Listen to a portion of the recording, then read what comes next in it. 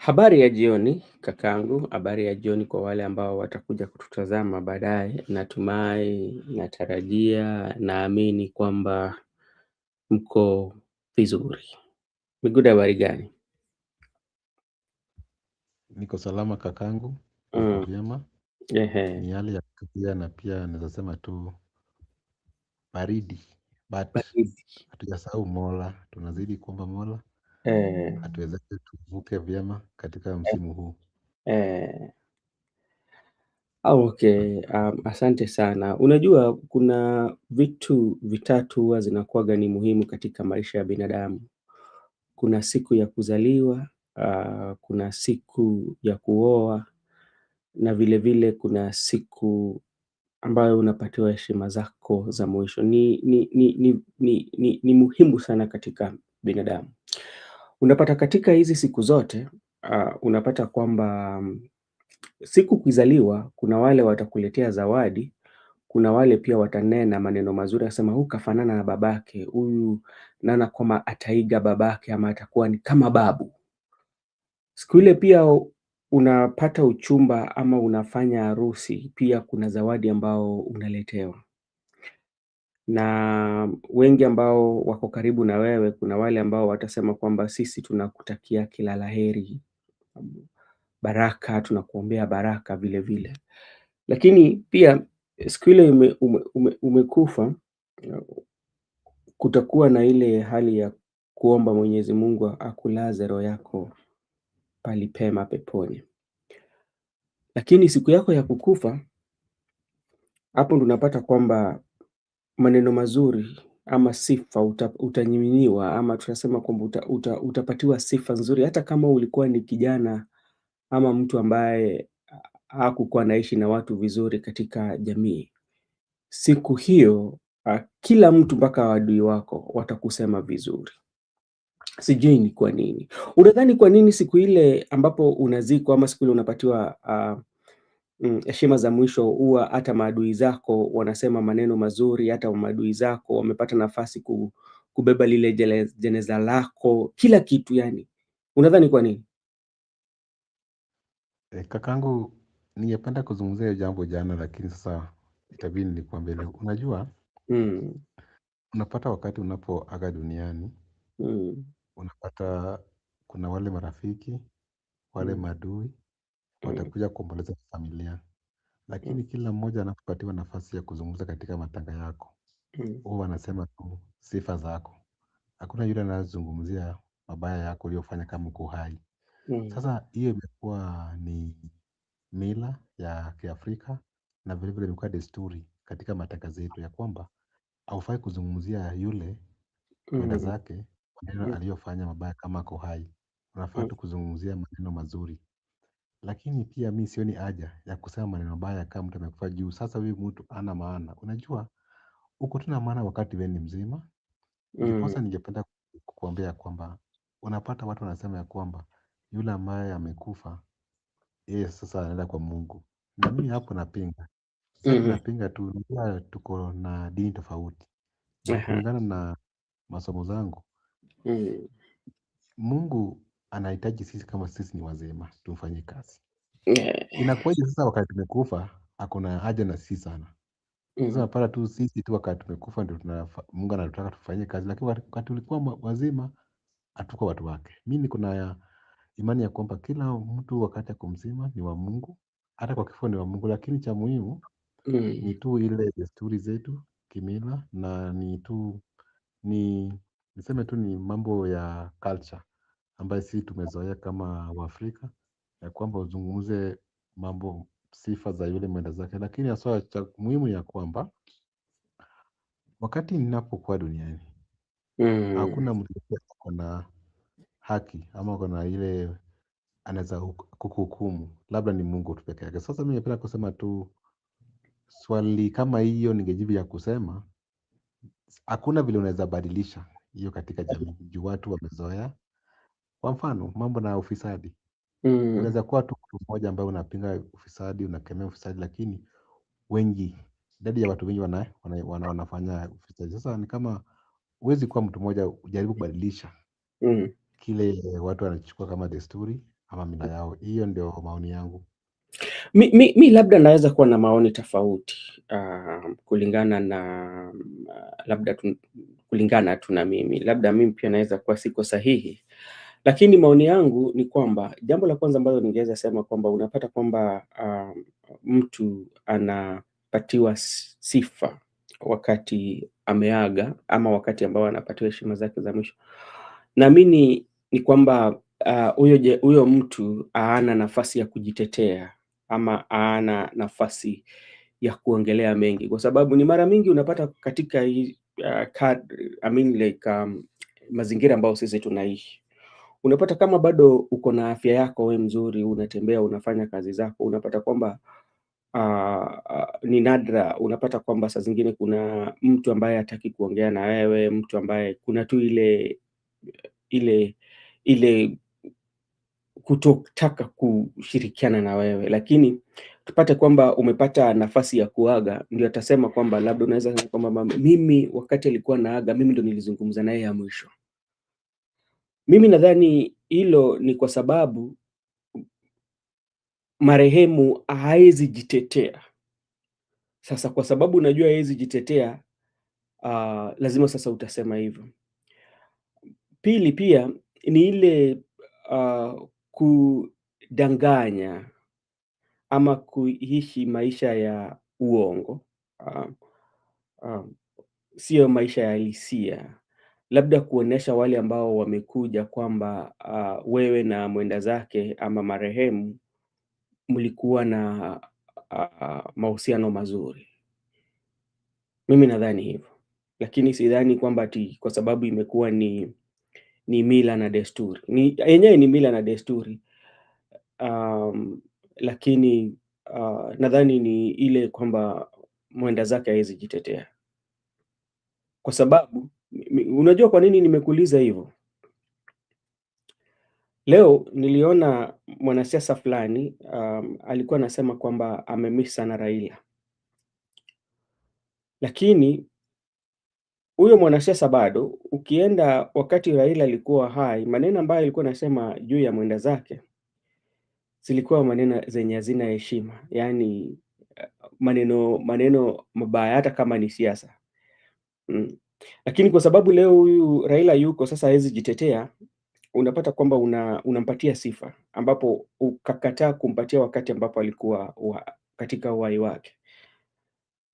Ndio maana unapata Waswahili wanasema mpatie maua yake kama bado yuko, usimpatie maua yake akiwa katika kaburini, kwa sababu haitakuwa na thamani ya maana. Wewe kwako vipi?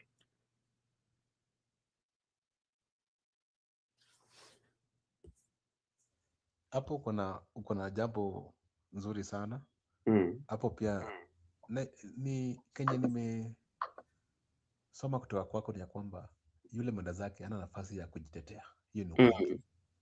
Hapo ndio kweli, nakubaliana na wewe 100%. Alafu pia nakubaliana kwamba wakati mtu ako hai anafaa apatiwe maua yake kama kwa juu. Siwezi ona hiyo maua kama nimekufa. So mimi ningependa tu kuambia rafiki zangu na nitawapatia maua yao kama wako hai, na cha muhimu ya kwamba mimi huwa nasherehekea marafiki zangu kama bado tuko hai saa hizi, juu hakuna wakati ukienda hakuna nafasi ya kusherehekea marafiki zako. Sasa kama tuko hai tufanye vitu zetu kama tuko hai. Miguda, hebu angalia mic yako. Unanipata vizuri? Hebu toka alafu urudi kwa sababu sawa. Okay, asante sana. Okay,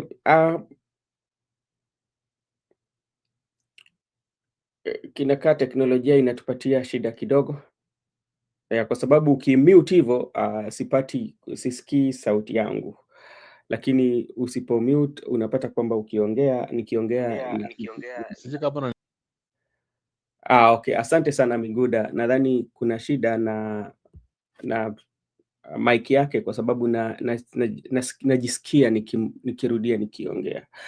Na kwa kweli tukiongea kwamba patiana mtu maua yake, unajua kuna aina mbili, ama mimi naweza itafsiri kwa njia mbili, like tuseme kwamba patiana mtu maua yake. Kuna maua na kuna maua ya sifa. kuna ile wakati tunaenda kwa mwenda zake, ama wakati tunaenda labda hata wakati ambapo watu walikuwa na Valentine Day, kuna zile maua ambao ulikuwa unapatiwa. Hiyo ni maua. Lakini sana sana tukisema patiana mtu maua yake, ina kwamba patia heshima zake, patia sifa zake na mpongeze pahali ambapo unaona kwamba amefanya vizuri. Hapo ndio nasema kwamba patiana mtu maua yake. Hapo ndio maoni yangu. Labda kama uko mahali na unatofautiana na mimi kusema kupatiana mtu maua. Hebu Miguda, kabla tujaenda kwa mada, labda tuseme kwamba mtu akikwambia umpatie maua yake inamaanisha nini? Kupatiana maua kwa maoni yangu ni ya kwamba mtu anakuambia kwamba unafaa ku recognize roho ya kimombo. Kwa mfano mimi na wewe ni marafiki. Sasa nisingoje tu, sasa saa zingine ukinifanyia mema na kupatia shukrani, na saa zingine juu huwezi patia kila mtu maua, hauwezi kuwa rafiki na kila mtu. Kuna wale wenye si marafiki zako, hamtakutana mpaka mtoke duniani. Sasa wale ambao mko na uhusiano karibu nao, kwa mfano kama sisi, kama kuna jambo nzuri ambayo unaweza nifanyia, nifanyie sasa hivi kama mimi niko hai, ni jambo nzuri. Na kama kuna usingoje mpaka wakati nimeaga dunia ndio nifanyie jambo nzuri, ya kwamba unaninunulia jeneza, unaleta chakula kwa matanga yangu, unatoa 1,000,000.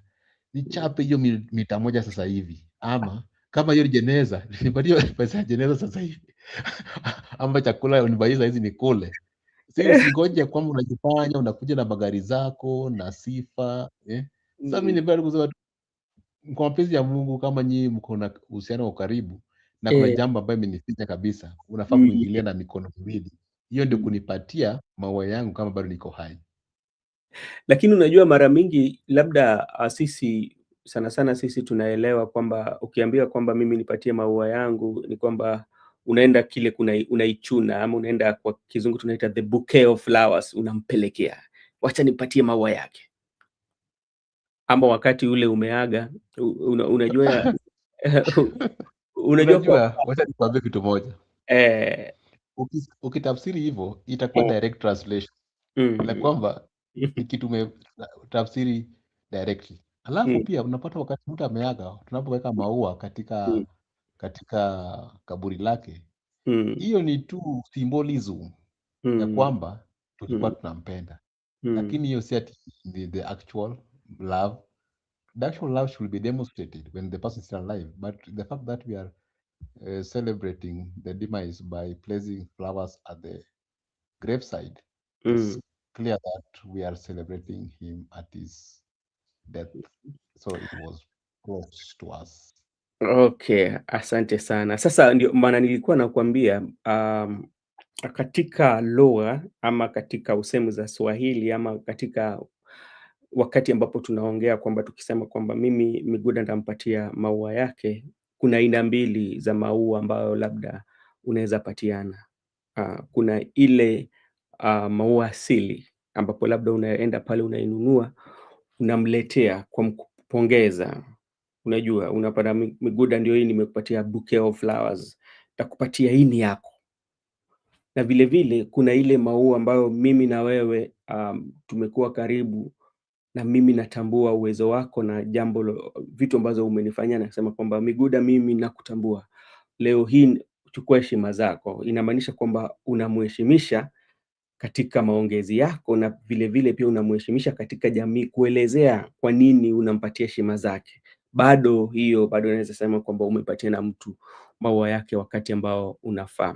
Ndio maana nilikuwa nasema kwamba kama mimi ni mbaya, niambie ubaya wangu. Hata katika kifo changu usikose kusema ubaya wangu wakati ambapo labda mimi naenda. Kuna Mswahili fulani alisema, kama mimi nanuka mkwapa, niambie. Kuna lugha nzuri ya kunitongoza kuniambia kwamba mimi nanuka mkwapa. Na kuna vitu ambazo unaweza fanya ili mimi nisikoseshe watu amani wakati ambapo watu wako katika kongamano ama watu wako katika mahali ambapo wako na mazungumzo, alafu harufu ambao unatoa inaweza fanya hata mtu asipumue ama mtu apoteze uhai wake. Sasa jambo unafanya, unaenda pale dukani, unasema bwana, wewe rafiki yangu, mimi leo nataka kukutongoza kwa njia mzuri, kwa sababu mkopo wako atupatie sisi amani. Leo nimekununua deodorant, nimekununia sabuni, kaoge. Unaona, hiyo ni ile ya heshima. Nyama, unasemaje? Hiyo ni kweli, ni kama unaheshimu mtu kama ako Mm. hai, lakini pia ni kama unamrekebisha vile vile. Ehe. Ni juu Yeah. rafiki yako huwezi mwona akianguka na unanyamaza. Saa hiyo ni maana gani mwe marafiki na huwezi msaidia? Mm. Okay, thank you so much, Miguda. Let me just share with you some of the things that are taking place on the nation, and those have been given the news headline. Let me also take this opportunity to thank Judith for joining us, and also Brenda for also joining us. Thank you so much, and everyone who is joining us on the YouTube page. Today we are not in the TikTok. I'm trying to set up the TikTok. I did it once, but it was still giving me some complications. But soon we will make sure that we go on the 3 platforms at the same time. Miguda, there's so much that is going on, especially right now. Let me just start with what is trending today, especially, or those that are making the headlines on the news. And this is something that is Orengo has always been talking about it. This is Governor James Orengo questions Raila Odinga's India trip and death. During a Spice FM interview, Siaya Governor James Orengo said former Prime Minister Raila Odinga was almost forced to travel to India in October 2025, accompanied by questionable individuals, and died of cardiac arrest of age of 80 while receiving treatment there. Orengo, who has led past death inquiries in Kenya, called for a deeper probe, noting no public postmortem report, despite one being done, and a questionable if Odinga's non-health issues match the official course. While the family and government accepted natural course at the time, Orengo remarks drew criticism and fueled online speculation through no evidence of foul play as resurfaced. You know,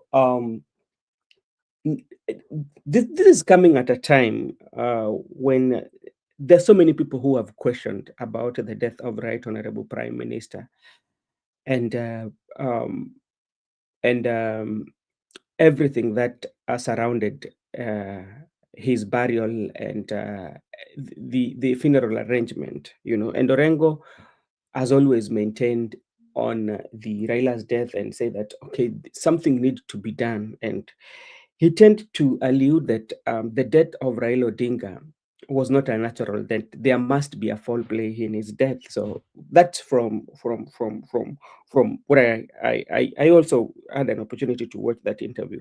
Maybe Miguda, what can you say about this? Yeah, what I can say about that is because you understand Orengo being a senior counsel and a lawyer by profession, there are some questions that you need to ask the circumstances that led to the death of Raila Amolo Odinga. Mm, When you delve deeper, you find out that even the president himself said that before Raila traveled to India, they had to persuade him to board airplane to India. So it means they went there against his will. So it's like he was forced to go and seek medication abroad. When you are forcing a patient to go and seek medication abroad, it's like you are infringing his medical right or his right to privacy, because there's no need you can allow somebody to go outside to seek treatment. What I mm, want to say is that Orengo want to get into full details of the circumstances that surround Raila's death, and mm, there have been speculation that he could be given a better treatment, and also by the fact that the people who surrounds him by the time he was dying were not close allies. The mm, people who jet him out of the country are not part and parcel of his team. So I think that I concur with Orengo mm, that we should do due diligence, find out the reason why Raila had to pass away. Raila is mm, not a public figure that can just die under that mysterious circumstance, unclear. And even to that extent, that postmortem was not done. How do one persuade his followers? He has that magnitude followers. So I think that's where the problem is. So, and you know, Orengo cited several cases that actually he participated or he handled, especially of very senior people or people that matters in society, including Ouko's death. He mentioned quite a number of them. And he said that the one for Raila maybe has no options. Is this something that also should be questioned? How? Because like he tend to conclude that if you look at what Raila was uh, at the illness of Raila vis-a-vis what caused his death, like this seems not to be this seems not to be correlations. They are not relating, you know. So that's why he insists that okay, something has to be done, and that is one. Also, he's saying that the stature of Raila, so many hats that Raila weared, and being that he was a senior politician in the country or in our country that has like a lot of history, it cannot be just like that. Something has to be done. And remember, yesterday we talked about this Miguda, especially when it comes to reports, especially for public consumption.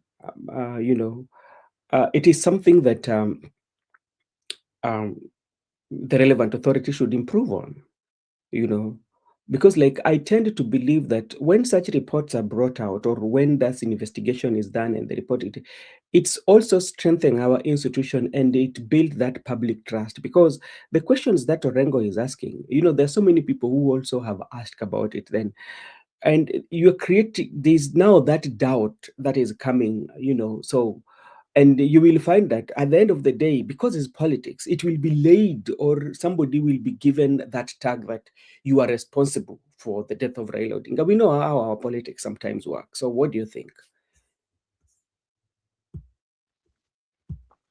It can be politics, I agree with you, but remember, he's Mm, ready to testify, and he said that he's ready to move to court, testify, and also he's citing some evidences. It's very mm, back out. So even if it is politics, I think the people who are responsible should come out and also try to mm, defend their stand. So sometimes mm. it can be politics, and that's how politics has been played before. So I cannot deny or agree that it's not politics, but there are some circumstances. What I want to concentrate on the circumstances that surrounds Raila's death could be triggering something. Mm. Okay, asante sana.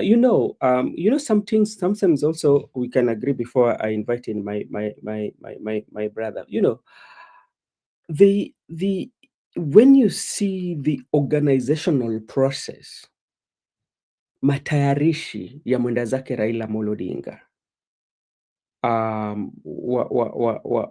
wakati ambapo yalikuwa nafanyika, ni kama kuna vitu ambazo zinafanya watu wanauliza swali mengi.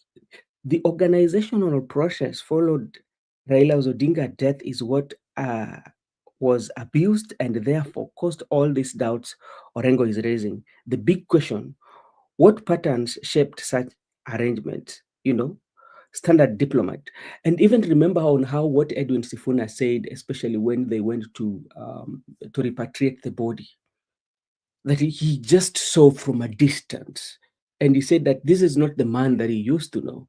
So when such like issues are being brought into the public, especially to people who, you know, brings more doubts, you know, raises more questions than answers. And this is what brings those doubts.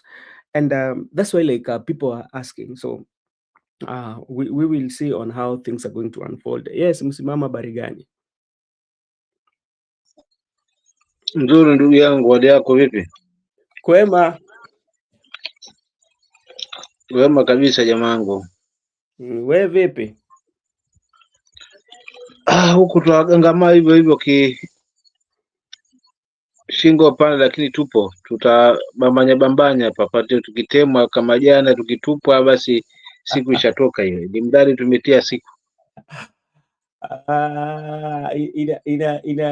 Inafaa uulize, wanasema kwamba inafaa uulize walimwengu walimwengu, kwa nini mimi nikitaka kuchangia kwa mada ambayo inahusu nchi yangu natemwa? Maswali Bwana we,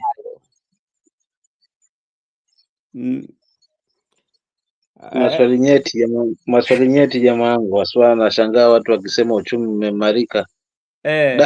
Wacha tusiseme mengi bwana. Uchumi unajua, kwa mfano tu unajua, mimi nataka kupatiana mfano. Wewe na Mbadi mnazungumzia uchumi tofauti, kwa sababu Mheshimiwa Mbadi ukimuuliza mambo ya uchumi atakwambia kwamba uchumi umeimarika zaidi na zaidi.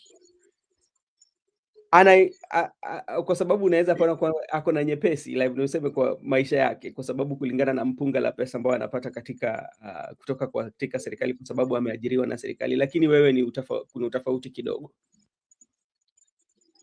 Jamaa wangu, kwa kweli hela sasa hivi ni kufukuzana nayo. Na kilo kipiga hivi kiitia mkononi ndio hiyo ishatema tayari. Kwa maana hiyo ni kwamba tutakuwa tofauti na Mbali, maana mwenzangu yuko hapo hapo nyunguni, kwenye nyungu haswa. Kwa hivyo kila kipiga jicho anakuta kwamba uchumi umeimarika, lakini si ambao tuko kando haswa na hiyo nyungu na pia kuifikia haswa inakuwa ni balaa. Basi hatuna budi ili tupambane na hali yetu, wana kila ilivyo mtaji wa maskini siku zote huwa ni nguvu zake mwenyewe. Asante. Okay, asante sana. Hatujaenda sana kwa mada, bado tulikuwa tunazungumzia mambo haya ambayo Orengo anasema kwamba anauliza maswali mengi kuhusu kifo cha mwenda zake Raila Amolo Odinga. Anatoa kauli kwamba hata kuenda kwake kutafuta matibabu kule nchini India ni kama ni mtu ambaye alitolewa ama alipelekwa bila idhini yake, ni kama ni mtu ambaye alikuwa anasukumwa kuenda. Na anasema kwa anatoa sababu hizo kwa sababu hata wale ambao waliandamana na yeye ni watu ambao labda kuna maswali mengi ambao tunaweza uliza juu yao. Sasa anasema ni vyema kifo cha Raila Odinga ifanyiwe uchunguzi zaidi, ndio ili watu wajue, kwa sababu kulingana na hata kofia ambayo Raila alikuwa anavaa ama ile cheo ambapo Raila alikuwa nayo katika nchi, ni cheo kikubwa ambapo hatuwezi ama nchi haiwezi enda tu hivyo kubali kwamba alikufa tu. Na nasema hata kwamba ile ripoti ambao huwa inatokana postmortem hata wenyewe hawajapata na hata mafamilia, kulingana na James Orengo. We hapa unaweza kuwa na makubaliano na yeye ama tu ni zile siasa tu za kawaida kupata hisia za watu?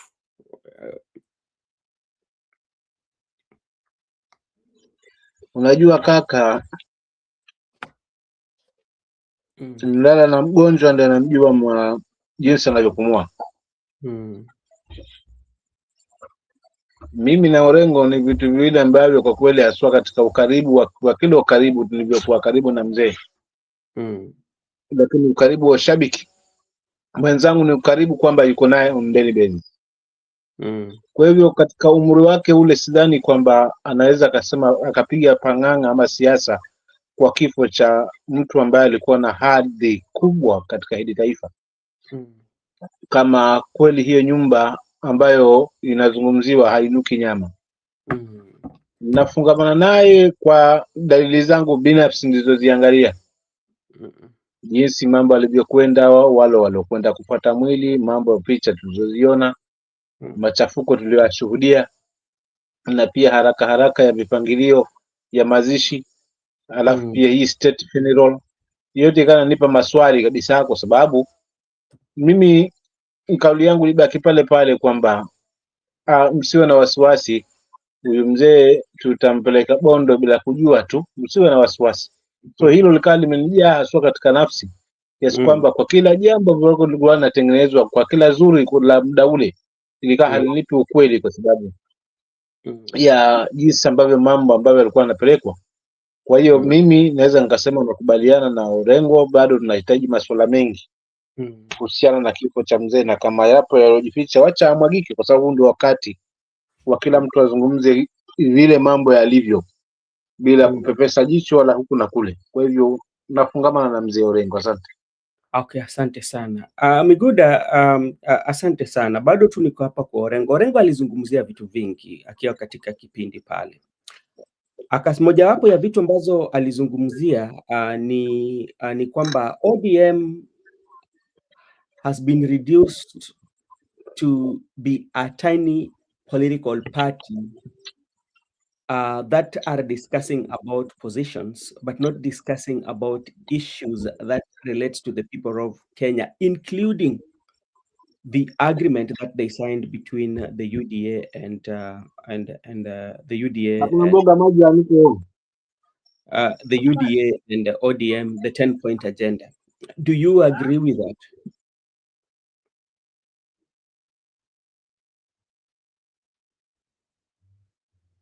Miguda.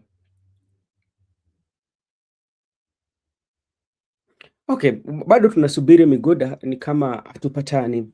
But when you go back to, especially if you had an opportunity to watch that interview between Orengo and one of the radio stations, there are quite a lot that came out of that interview, including Orengo stated that the ODM right now is being operated from State House. That is also something that Orengo also talked about. Orengo also touched on the question, especially touched on the leadership of Oburu, and he said that, and this is the second time I watched him saying that Oburu is a good man, and this is somebody who has been in the political family. You know, he saw his father Jaramogi Oginga Odinga, then his brother Raila Amolo Odinga, but what Orengo says that Oburu is being pushed by cabal of politicians. You know, the people who are pushing Oburu to make those decisions, and these people who are surrounding him. So that is also something that Orengo talked about. Miguda, are you back? Okay, Miguda is not back. Mzalendo, labda tu nikimnukuu Orengo, nimesema hapo awali, akasema kwamba chama cha ODM ni kama uamuzi ambazo chama cha ODM wanafanya kwa saizi, ile pande ya Oburu Odinga, uamuzi ambapo wanafanya sana sana, uamuzi unatoka katika ikulu ya Nairobi, na jambo hili wengi wanaisema na watu wengi pia wanafikiri hivyo, na leo Orengo amesema hicho. Kwako wewe vipi?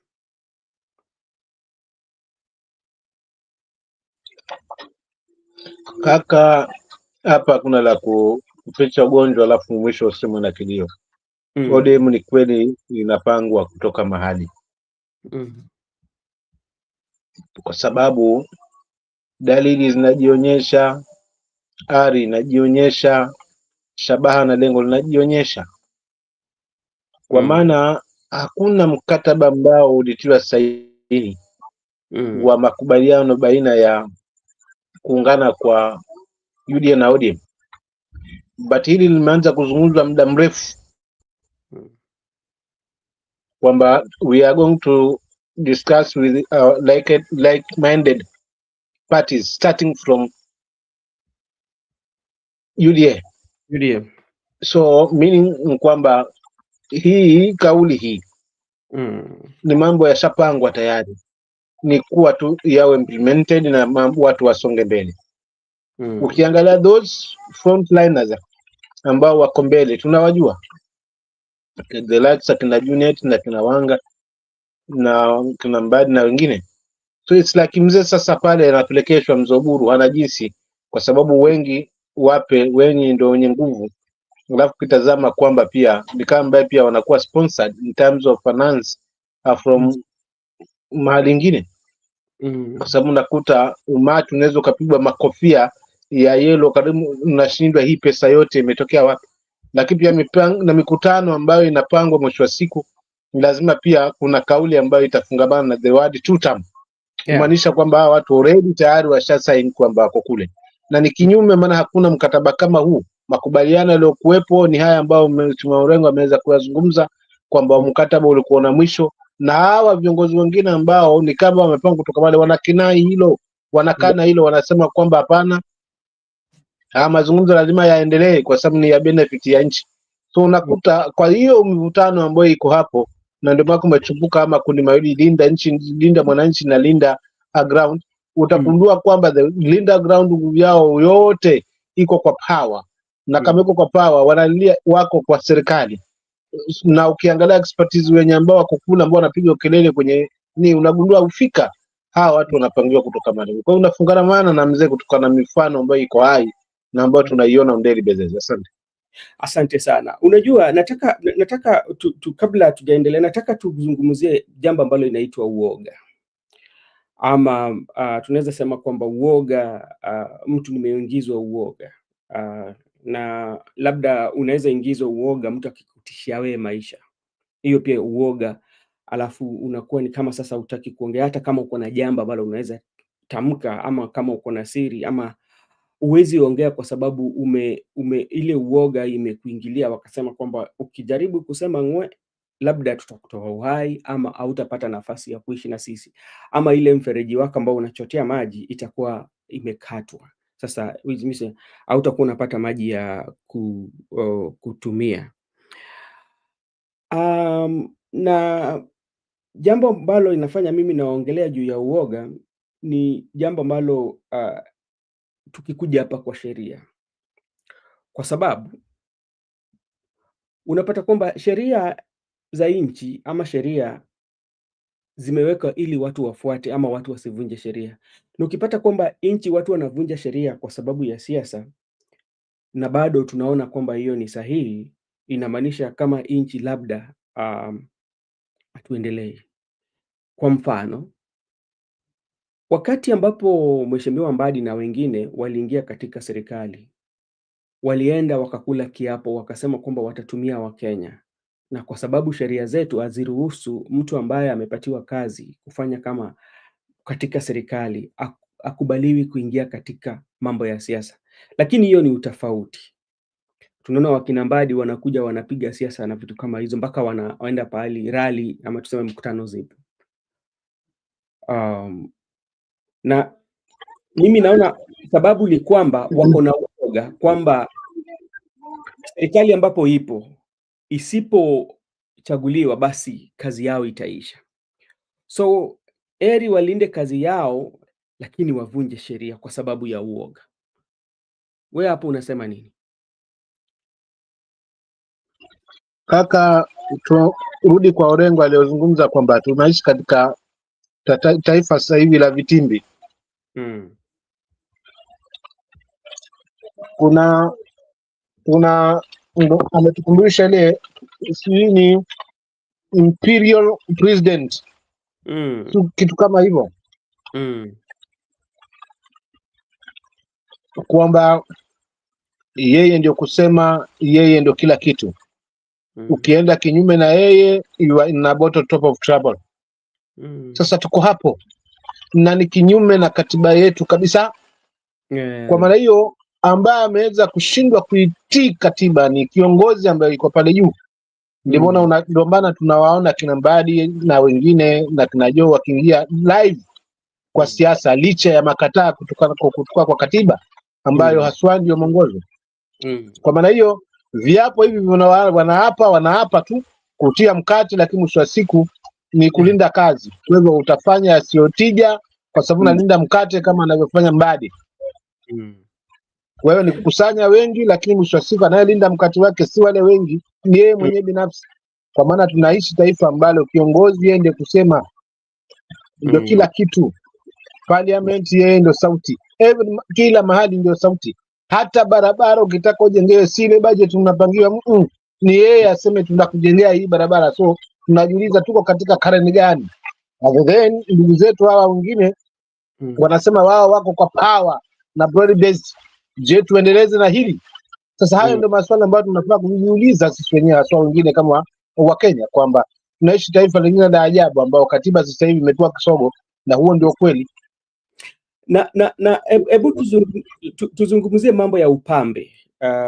Kama tuseme kwamba wapambe ni watu ambao wanatoa sifa, hata kama jamaa tuseme kwamba jamaa ni mtu ambaye anakeuka sheria za nchi, ama ni mtu ambaye labda anatishia watu, lakini wapambe wake watakuwa ni watu ambao wanamnyinyilia sifa zaidi.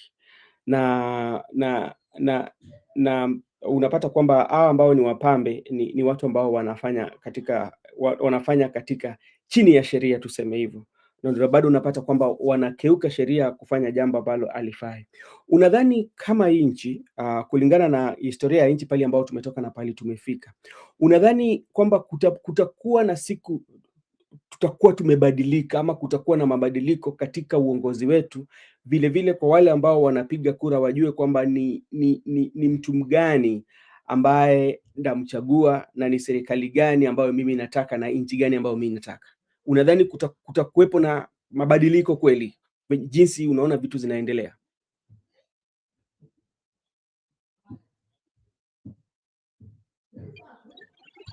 Mabadiliko kaka, ni matumaini yapo, kwa sababu viongozi wa kuweza kubadilisha mabadiliko ama kuleta mabadiliko wapo.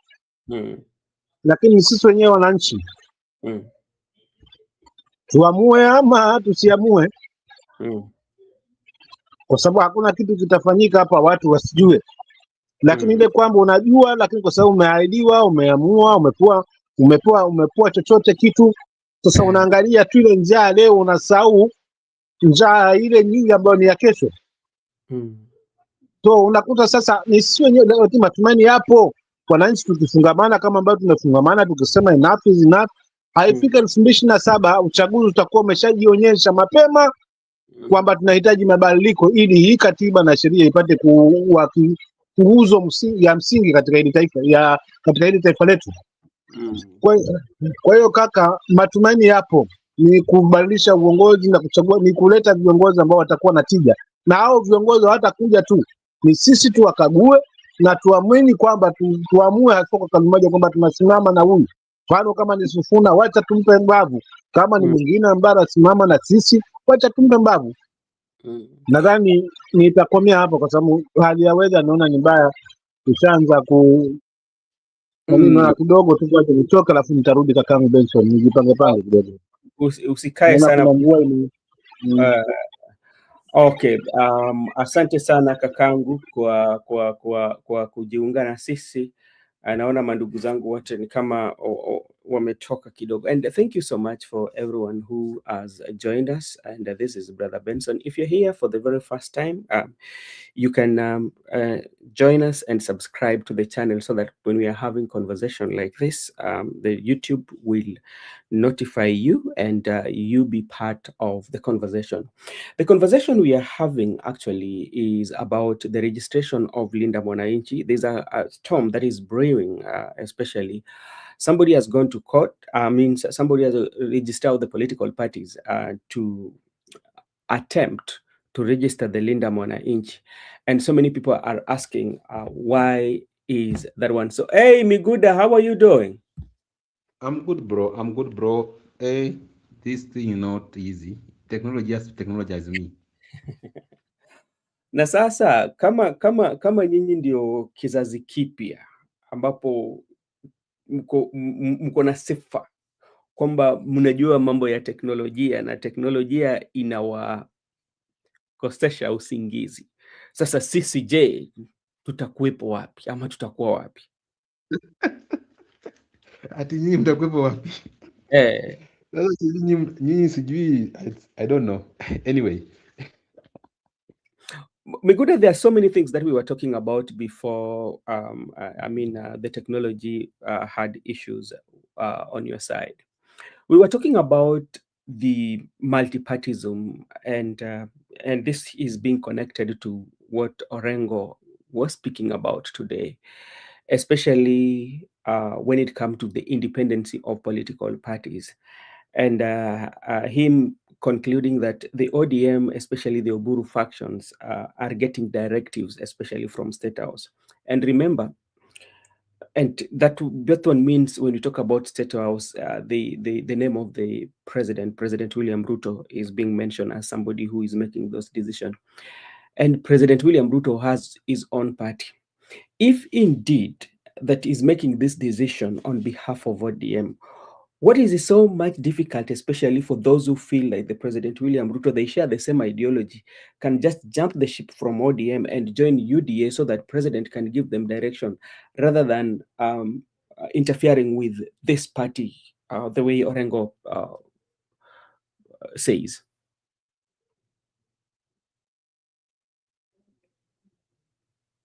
Hello, Miguda. Leo mtandao imeleta shida kwa hao mandugu zangu. Okay, we are still going to wait for Miguda to come and assist us to have a conversation. If you're new in Brother Benson Media, you can subscribe so that when we are having conversation like this, the YouTube will notify you. Okay, we were just looking at the recap or some of the points we picked from Orengo conversation. I see Miguda here again. Hey, Miguda. Yeah, I don't know what's up. I don't know what's happening. But let me answer your question before it kicks me out. Okay, go ahead. Well, or that's why I told you what Orengo. Orengo has been talking from the point of information. Someone who understands what he says from the history and from what is written, at the same time looking at the future of the country. Because when talking about multiple democracy, we know why we fought for multiple democracy. We had a single party state, and we had crisis in this country that later on we had to fight. Remember, people fought for multiple democracy. People were killed, and it was envisaged in the constitution because people had to fight for it. Then, already seeing a situation whereby the people who have been championing for multiple democracy and independent of political parties, Yes. that has been ODM. But right now, ODM has made a decision so that they can be swallowed or they can be controlled by a different political party. So it means it's never independent. So the independence of the political party is not being realized with these current people, leadership in the ODM. At the same time, there's no issue of, because when you swallow political parties, and like I've told you, 2017, they swallowed many and made Jubilee.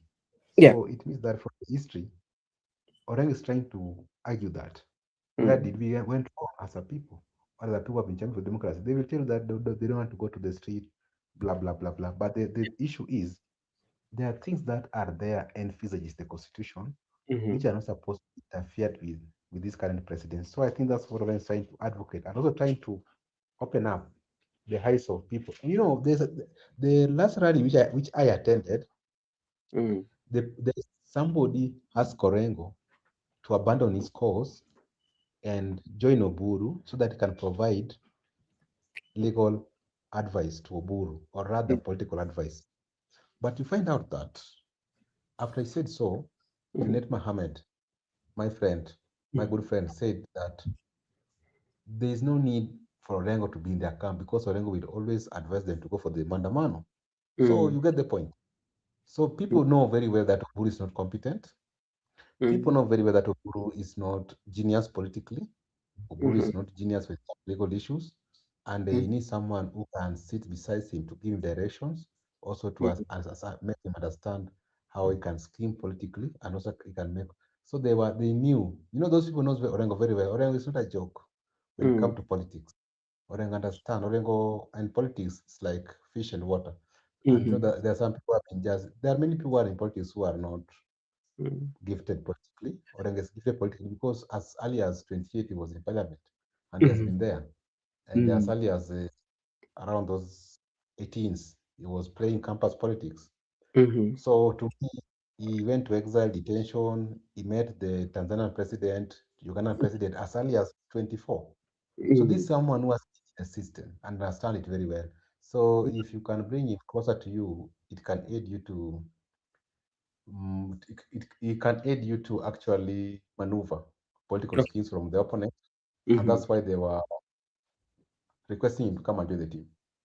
All right, thank you so much. And maybe also you can weigh your thoughts, because there's also these issues that have always emerged, or some of the things that we've been seeing, especially with the president inviting people or inviting delegates or particular professional to State House to outline what the president would want to do for them, or there are those road sign declaration that the president usually make, that kwa hii barabara tumeweka hichi na hichi na hichi na hichi.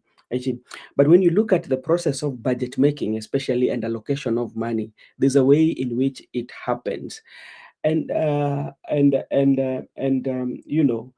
we are seeing that is not the tradition of how it has always been done, especially with the new constitution and what the president is doing. And to add into that, there's something also that Onyonka and Methu said about the consolidated fund, because when you look at the history of Kenya, the consolidated fund was that fund that could not be accessible for the executive, because like for you to access that consolidated fund, it has to pass through the parliament. But they were allegedly saying that president has accessibility to that consolidated fund.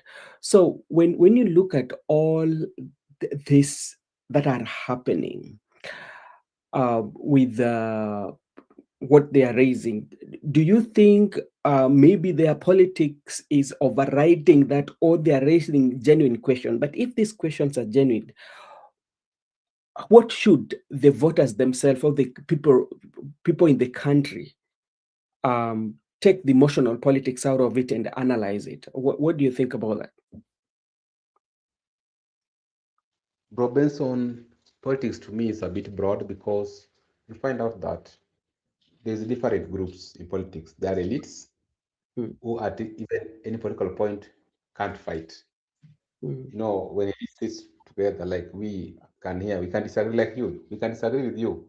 You can Yeah. say, I have a different view with what you are saying, or Yeah. I have a point of departure, or I'm disagreeing with you here, but I'll take it lightly. I'll not take Yeah. it. I just take it just it's normal disagreement, normal opinion. But there are people, disagreement means violence. Once you disagree with me, I fight you. And Yeah. also, you can be neutral right now, but I can belong to a political party. But you have no issue with me. But there are people whereby if you belong to UDA and I Yeah. belong to whatever, we had issues. So you must understand which audience are you addressing and which audience are you trying to say that we understand whether the politics override the other people or whatever.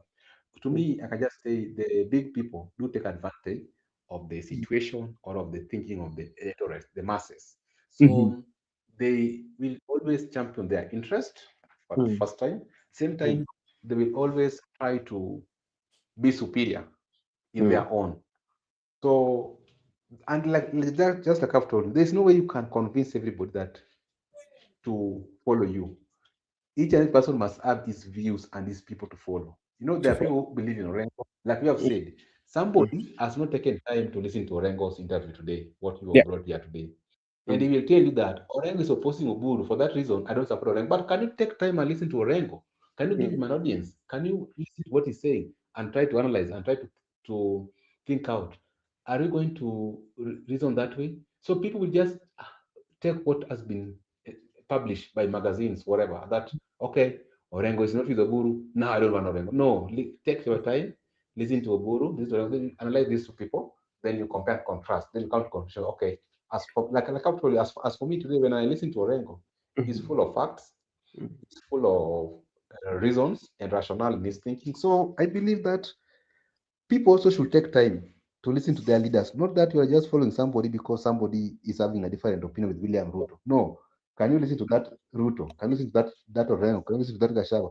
Can you give Sifuna an audience so that you can come to conclusion? So I think that is how. But there's a problem because you cannot control people on what to say, what to do, what to think, what not to think. So I think that's where the problem is as an observer. Okay, from judicial background that you have, or from the law, what you have talking about the constitution and the constitutionalism of this country, and the oath that we usually take in these offices. If you look at what is happening, and I ask Msimama about it, especially when you see the and Orengo also spoke about it, when you see the member of executive, like people like John Mbadi, after taking the oath of office not to participate in politics, but they still come and participate in politics. And they reduce the laws, or they reduce the constitution like a paper that has no meaning, provided that they are working under the sphere or under the umbrella of the president. It is okay for you to violate those constitution, and it should not be questioned. Do you think that one is building us, or this is just like making us to go back to where we've come from? Bro Benson, let me tell you one thing. Constitution and constitutionalism are two different things. Yes. Constitution is what is written, and constitutionalism is the value, and that's why there was somebody by the name Professor Kotogendo who had a book by the name Constitution Without Constitutionalism. That we people of Kenya, we have the constitution, but there's no constitutionalism. And I like the example you have given out, the issue of experts. They were the people advocating, but when given opportunity to address issues, they know very well they should not override other people's duties. But they are doing so, that is, there is no constitutionalism in them. So the Kenyan people or Kenyan politicians have the constitution understanding background, but they never have the constitutionalism. And if you look someone like Orengo, maybe I might misquote him, but he tended to advocate for what we call constitutionalism. That there can be a constitution in the country, but do you portray that constitutionalism? I think, and that's why I told you, Orengo is one of the, if you listen to him, take your time. Orengo is very much intelligent. I'm able to understand what he's saying, and I'm able to know what he's trying to drive at home, and the stand he's taking is way up compared to these people. You think is taking a stand based on the reference of information, right? Or why do you think it's not a political decision that maybe there's something that I'm getting out of it, but is taking those stands based on the point of information? Based on the point of information, I agree. But you know what? Also, you have to understand. Even during history of Orengo has differed with Raila before, and Orengo has been differing point of information, references, and also the value. You heard what he said that he was born that way. So to me, that's something that it shows constitutionalism that I believe in this, not of a point of being handout or maybe money, whatever. But I believe that on that point of constitutionalism. All right. Thank you so much. Let me take this opportunity to thank Goodyear for joining us, and I believe you are doing fine. Makobura will be joining us very soon, and we will continue with conversation. Miguda, let's put the Orengo interview aside, but if you did not find time to listen to that interview or to watch that interview, go there, listen to what Orengo is saying. To me, I would say that was the best, especially interview, especially for when you're looking for information and when you want to listen to that kind of interview, detach yourself from political parties and emotions. Try to get information. Then it will give you another perspective of Orengo. Miguna, there's this issue of Linda Wananchi party that has been registered, and this is bringing some infights within Linda Wananchi. Somebody by the name Wanyonji went to the register. We have a long way to go. Yes, bado tuko na safari ndefu. Wanasema safari ni ndefu kabisa kabisa. Kwa sababu kama kuna vitu vingi ambazo utauliza kama nchi, utauliza kama mwananchi, kama kuna siku ambapo utapata kwamba ukienda hospitali unaona vitu zitafanyika, ukienda katika vitu vingi. Anyway, asante sana. Now, this is what is happening about the Linda Wananchi movement. There's somebody who has gone to the political party of register and tried to register this political party. And this is something big, especially when you're looking at the politics. Inakwambia, in country, people are usually, despite all the political parties we have, when the Linda Mwananchi came, especially the slogan of Edwin Sifuna and those who are deemed to be ODM rebels came, somebody went to try to register it. And this was from the political, let me get something here. This was something that was done on the Daily Nation This was done yesterday. We are just reading. Just as the Linda Mwanachi waves spreaded by ODM,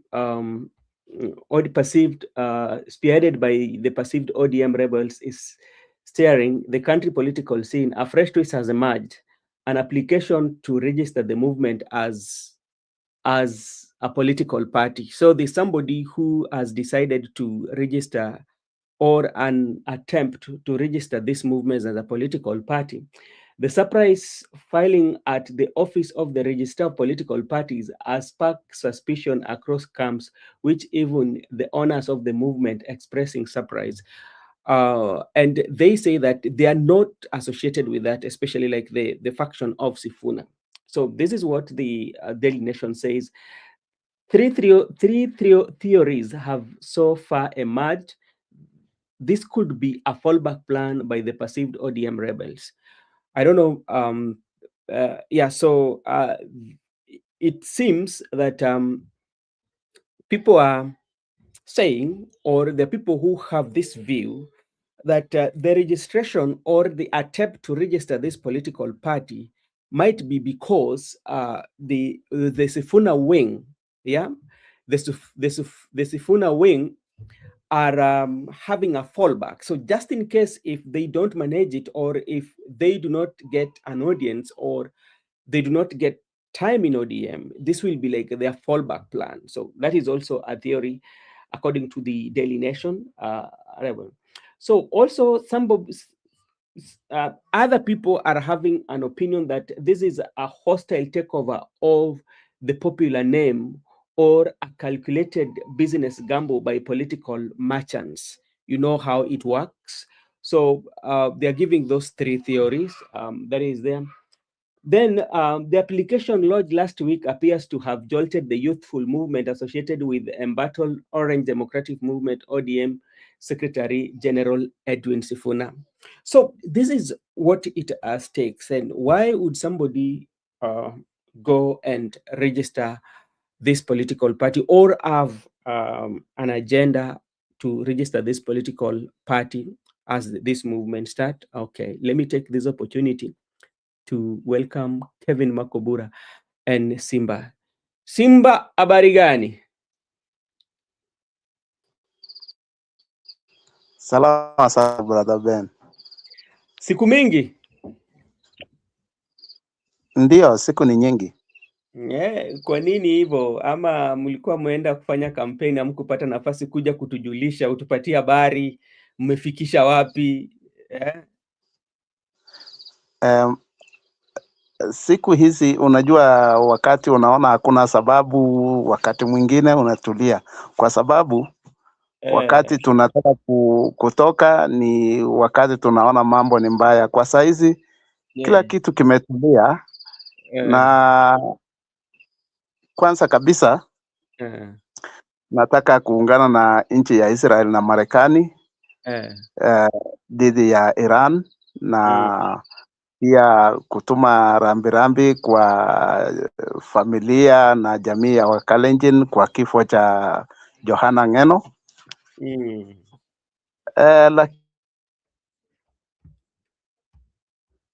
Umepotea?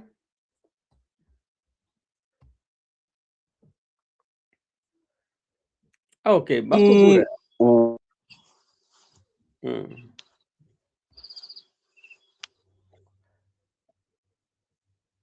Umepotea tena kaka? Brother Ben, unanipata? Nakupata. Yes. Sasa kwa upande wa tuta ama hatuna lingine, ni siku tu tunangojea kuactivate kadi zetu. Tungojea siku yenyewe, kipenga ikipigwa ni one time, two time. Na hiyo game tutaifunga tu hivyo dakika za mwanzo. Okay, asante sana. We tulia, wacha nipatie Makobura pia aseme jambo moja, ndio sasa tuingie tusikie maoni yako kuhusu maswali ambayo tulikuwa tunauliza hapa, sana sana kulingana na yale ambayo yanatokea katika ulingo wa siasa. Makobura, tuambie habari gani, umepotea wapi, hali vipi? Okay, thank you so much. Allow me first to just acknowledge your presence as the host, and our good friend Simba Netaya, thank you for finding time. I saw me good. And not forgetting the support base team at the comment section, led by Goodia, our good friend Gen Z, Judith Karitha, Brenda, and everyone who is watching. Not forgetting Mike Wanyango. I want to take this opportunity to just say a big thank you to them, and of course to thank them for their consistency in supporting us. I think I'll leave it at that point. Maybe as you come or you ask the question, I would then give more insights. Okay, thank you so much. And I would like to start with Simba Nataya because he's a member of ODM. And I just want him to explain to us about this from the look of things. When you listen to Gladys Wanga yesterday, she said that the partnership that Baba Raila Amolo Odinga forged between UDA and ODM remains ongoing and continues to address the core agenda this partnership is committed to resolving. COIN 10-point agenda will soon release a report and status of the 10-point agenda, and even we prepare for the NDC at 2027. So from the look of things, Governor Wanga stated that that the MOU between ODM and UDA has no end date. But if you remember very well, there was this 1 year period that this agenda, there are things that it was supposed to actualize. So failure to do or failure to which, there were some suggestions that were supposed to come if Raila was there. Simba, what do you say about that? Unasema nini kuhusu haya?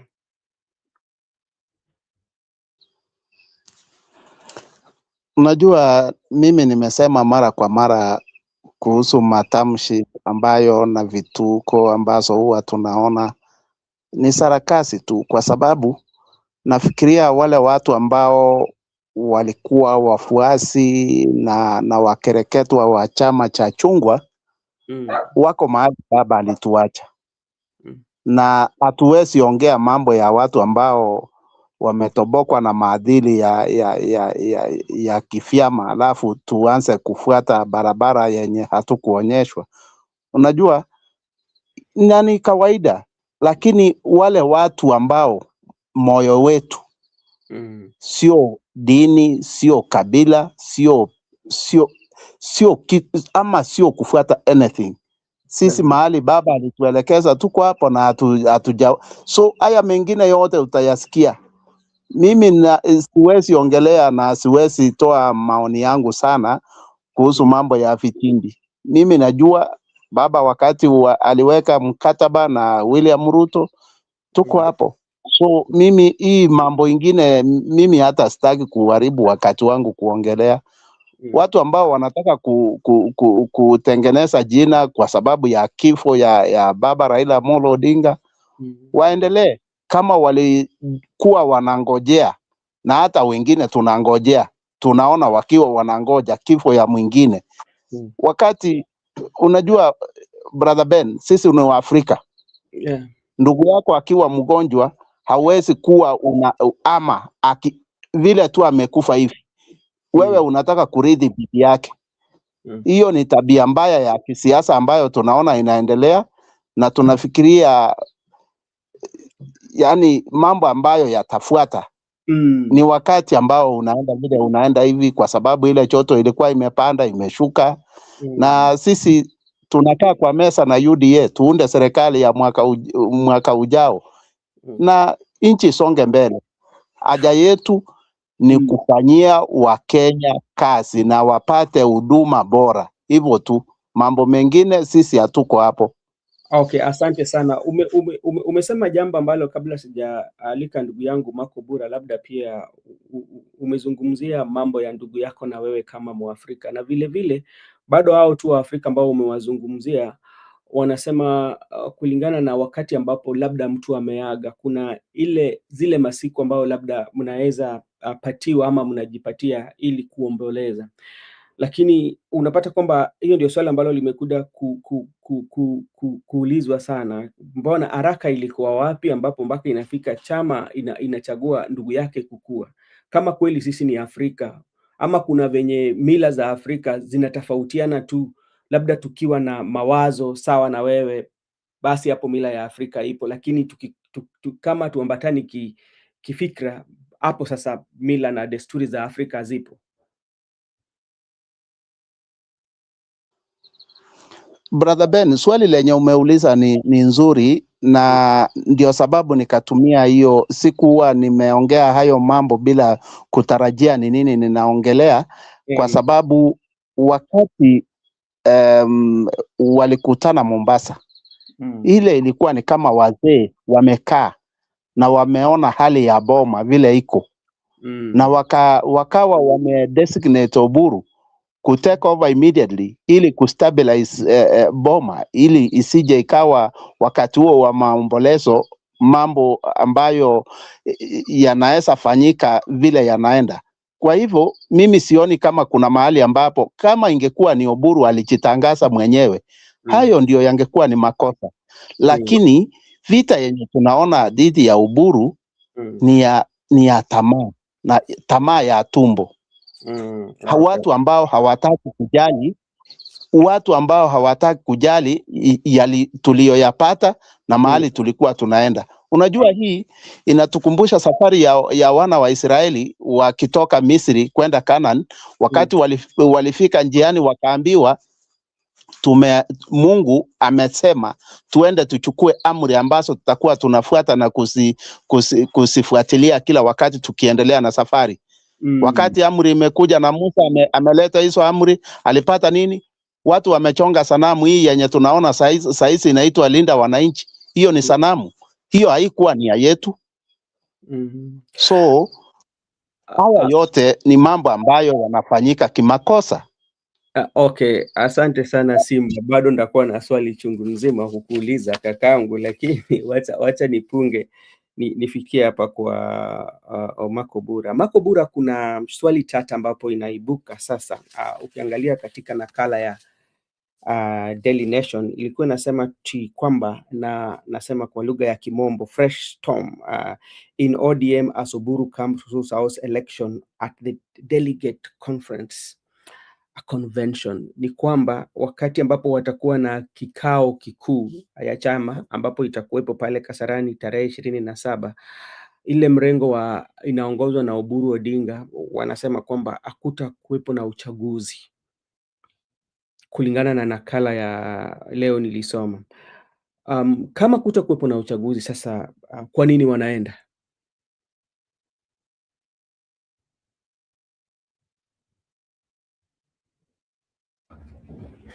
Okay, thank you. That's my question or to Simba? That is your question, then Simba atajibu. Siende Simba, unajua ni wa broad based. Mi broad based hata nifungwe na nyororo sitaenda. Masimba atakupatia pesa bana. Unajua pesa iko hapo. Hata nikuwe bilionea sitafuata yeye. Hii broad based, this is an organization of the greedy people. It is an organization that has been made to extort the people of Kenya. It is an organization that has been made to siphon the resources of the people of Kenya, and actually to ensure that the youths of the Republic of Kenya suffer milele na milele. It's so unfortunate.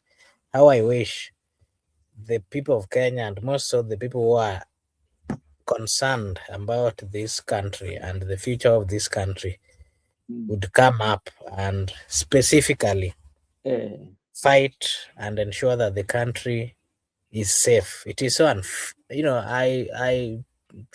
been traveling for this last 2 days, and I can tell you the situation is not good. I've had the opportunity of going to other counties that are around within Nairobi. The kind of suffering, the kind of economy, the economy is really pressing on the people. The economy is, the people of Kenya are finding it too tough. People are struggling to raise or to even manage their basic daily needs. Any point anywhere you go, it's a cry. Anywhere you go, it's a cry. And again, this same government, and Simba here is here. They tell us, oh, there's free education, and it is so tough. People are going back to school. There is no money. This public institution, like the KMTC, for example, look at the KMTC, which we are told it is a government institution. The kind of suffering and policies which are in that school, you will wonder. I'm being made to understand that when students are going back, they're supposed to pay the whole semester fee. And the question that then comes is, you are starting a semester and you're paying it in the first week. That if you don't pay it in the first week, then you are not allowed to be in school. Then you ask yourself, and that is a government institution, that's a public government institution. You ask yourself, then which kind of people are then going to afford the education? Which kind of generation or which kind of youth are we then raising who are going to guard the future if you don't give them an easy access of the basic requirements, things to do with education?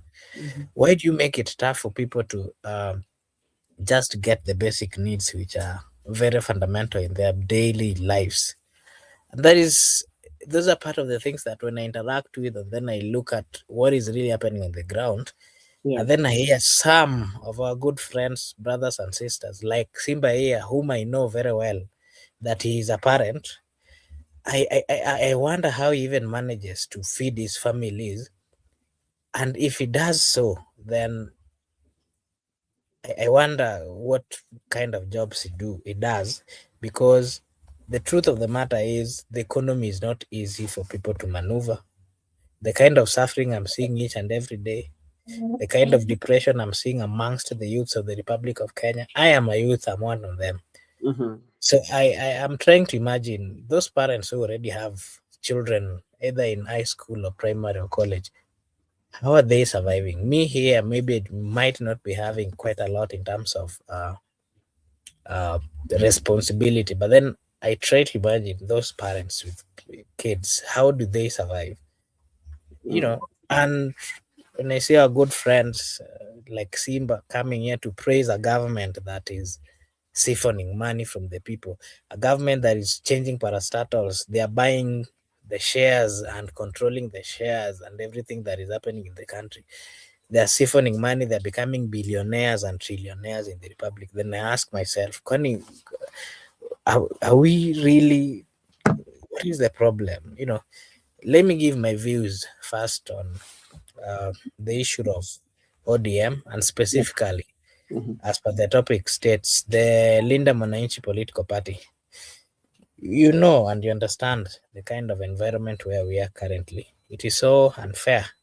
We've seen the government is trying to use all means possible to ensure that they frustrate or they blind the people of Kenya by ensuring that their views or their commands are heeded too. And to me, it's so unfortunate. They're the ones who are sponsoring this kind of registration. The other day, remember, the political registrar of parties, they were saying that they were denied quite a lot of money, and they were unable to fully verify and finish the registration of political parties. That was done, of course, by this same government because they do not believe in multipartism, something that quite a number of people died for while they were looking for. The likes of Orengo, remember the 1997, 1998. I was not there, but I've watched those things. And to me, the kind of movement I saw that time, people fighting to get the multipartism, it was not easy. Quite a number of people died. And in that quest, we need to embrace and ensure that all those things, good things, democracy, and all those things that the people of Kenya fought for, we need to, we need to ensure that we give room of improvement. But in a situation where you're seeing a government, instead of giving room of improvement, they're the ones who are doing away with the good deeds that have been made by the people of Kenya. The question that then comes is, which kind of future are we going to have as a people? It is so unfair. It is so unfair to frustrate the people of Kenya. It is so unfair to frustrate people who are coming out to speak for the people. But above all, the people's life really matter. To me, the people's life really matter. And you, in a situation where you have leaders who do not care, leaders who are involving themselves in corrupt dealings.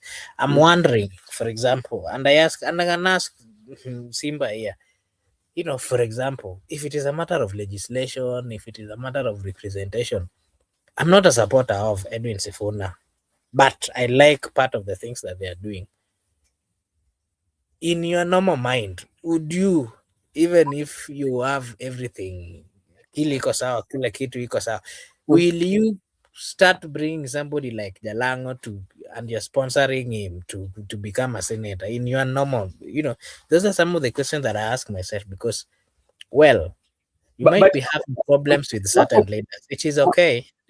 Allow me to just finish and then you'll pick. You might be having problem with certain leaders. I'm not belittling anybody, but let us be very factual. Yeah. In terms of legislation and what the role of a senator, would you, in your normal mind, support somebody like Jalango instead of Edwin Sifuna? Even if it is a matter of, it is, to me, I think we are not being factual. More of what we are doing is we are doing an emotional decision at a point where the truth of the matter is the situation is not right. The people are suffering, and instead of really looking at the real issue, analyzing the issue, and coming up with serious measures of ensuring that you tackle the issue, what we are focusing on is, what are we going to get? What are we going to get? We are focusing on our own personal, and anybody who is going to mwenye anaenda kukusifu, whether you're doing right, whether you're doing wrong, so long as wanakusifu, it is so unfortunate. And I can tell you, with this kind of movement that we are seeing, if the government manages to ensure, to bring forth these people, or people who have a character of not, majority of them, I can tell you, are not leaders. They are being brought forth because they have a voice. They can entertain you. They can sifu you. They can clap for you. That is where they're being brought in. But in terms of intellectual, in terms of productivity, akuna. So to me, it is so inappropriate. Yeah. All right. Thank you so much. And I just want to follow up some issues with you, especially when it comes to election, or when it reaches a point whereby now somebody is contesting, because like if you look at our constitution, it gives everybody right to vie for a particular seat. Especially when you do the comparison of Jalango and Sifuna. I think that one could be left to the residents of Nairobi, or the people that are going to those are going to vote to decide what kind of leadership that they want. Secondly, maybe in your own opinion, what would be the best way, especially for this government, especially the government and the leadership of the UDA, what can they do, especially to make sure, especially the issues you raised, like education, the issues raised about the KMTC, all that, what is it that they should put in place? Especially, Brother Ben, the truth of the matter is, there's a lot of lying or liars in this government, and it's unfortunate. And me, I'll not sugarcoat it, because it is starting from the president, trickling down to the cabinet secretaries, to the governors, quite a number of those leaders. And let us be just truthful as we can, because the leaders, they know the problem. It is not that they don't know. The other day, look at the number of youths who were killed on the street. Look at the reason why these guys were on the street. Yeah. I was part of that movement. I cannot deny. If they want to come for me, they can come for me. If you ask me why I went to the street, I have reasons, and quite a number of them. I cannot continue suffering in a country where either we suffered, either we went to school by either selling part of the pieces of land that we had, and now when you sold it, the question that then comes is, you sold it with the mentality that you are going to get some successful job somewhere and possibly be paid back, or buy another place where you possibly have a good life. But in a situation where you've sold it and then you are now ripe for work and there's no work, what do you do? How do you survive? Those are some of the things or the questions that the people are asking. It is not that Kenyans are lazy. It is not that Kenyans are not doing what they can do. They have done what they've done. It is only that the government on their side have not done what they can do. Let me give you today. I was traveling let me say an hour ago. I was in a matatu, and I had people speaking about the war that is going on, and there's quite a number of Kenyans who are outside the republic. Some of them are in the Middle East. And I don't know whether you've seen the video. Some of them have been recording themselves when the missiles and all those kind of things are passing. Then they record themselves and say that, hey, we are learning, and possibly when you get back to the country, tutafanya mambo na this DJ called Afro. What is his name? I'm forgetting. DJ Afro. DJ Afro. What comes to your mind when you see something that to others it is a big thing? If it was in US that those missiles were passing, you'll not see somebody in the street. They would be protected by all means. But look at these Kenyans. These are Kenyans in the Middle East doing such a thing. What comes to your mind? How are to, in short, like they're telling themselves that if it is death, let death come, as we've done. We've done our part. That is like people have lost hope. And that is why you're seeing people are risking their lives.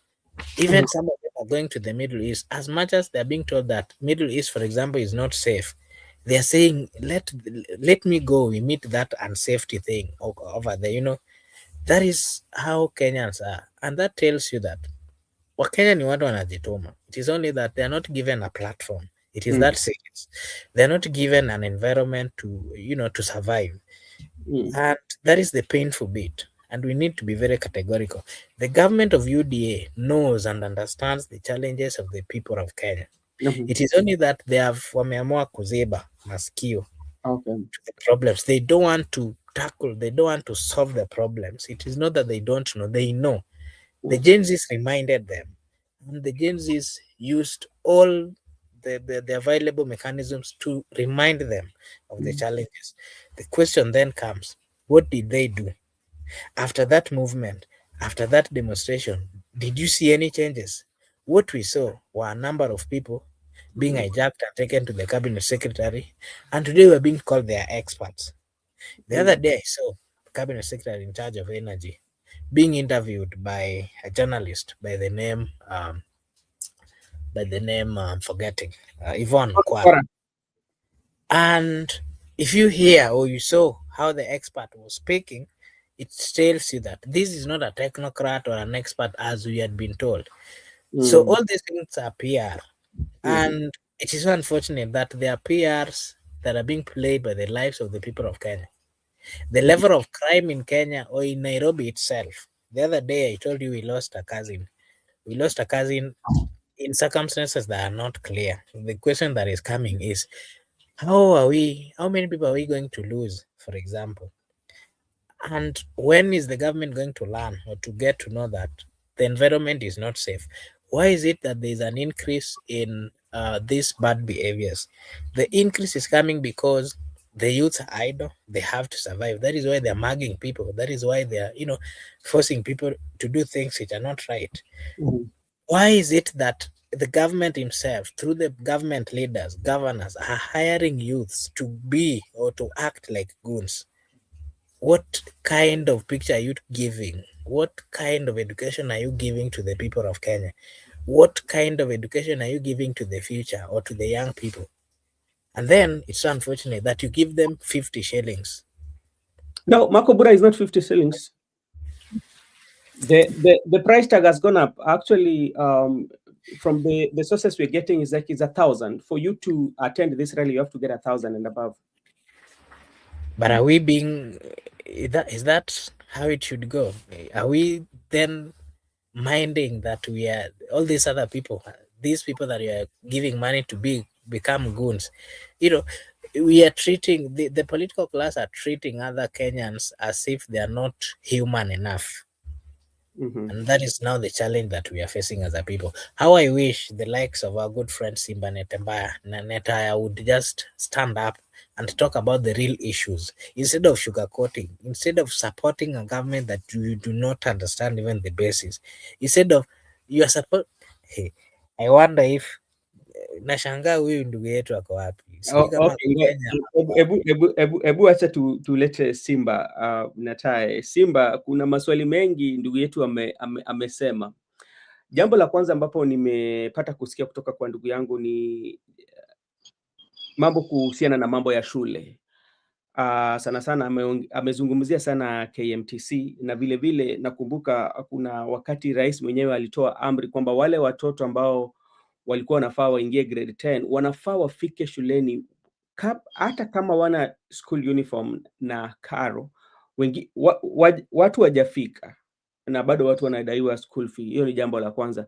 Ndugu yetu pia amezungumzia mambo ya vita ambayo inaendelea duniani kati ya Marekani na Iran. Akazungumzia Wakenya ambao labda walikuwa wanachukua kanda la video au wakasema kwamba hao maneno yote. Labda tukianzia hapo, hebu tuzungumzie kama mtu ambaye ni mtu ambaye wa ndani wa kabisa wa broad-based government kuhusu mambo ya shule. Labda wale watoto ambao walikuwa wanafaa ingie shule bila ama wakiwa hawana school uniform, hawana karo, wameingia? Na kama wameingia, labda utuambie. Pili, na hayo mambo mengine wao pia amesema.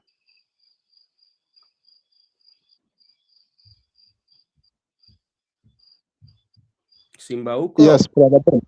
Yes. Unanipata? Nakupata vizuri sana kakangu. Unajua nimesikiza sana na ni vizuri ndugu yangu Makobura. Nataka nikuambie jambo la kwanza, Kenya is not a Sunday school country. Nor it's not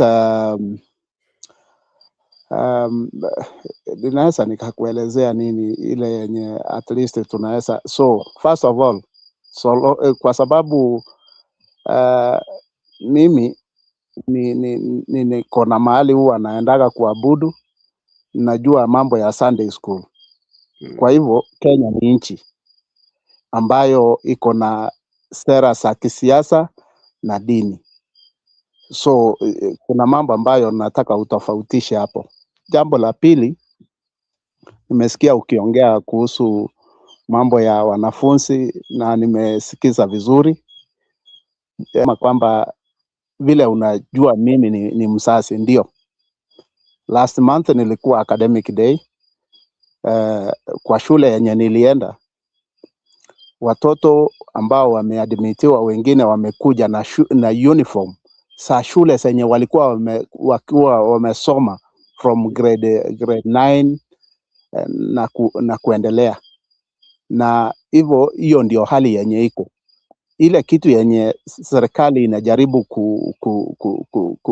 kutimisha ni 100% transition, kwamba mtoto Mkenya ako shuleni.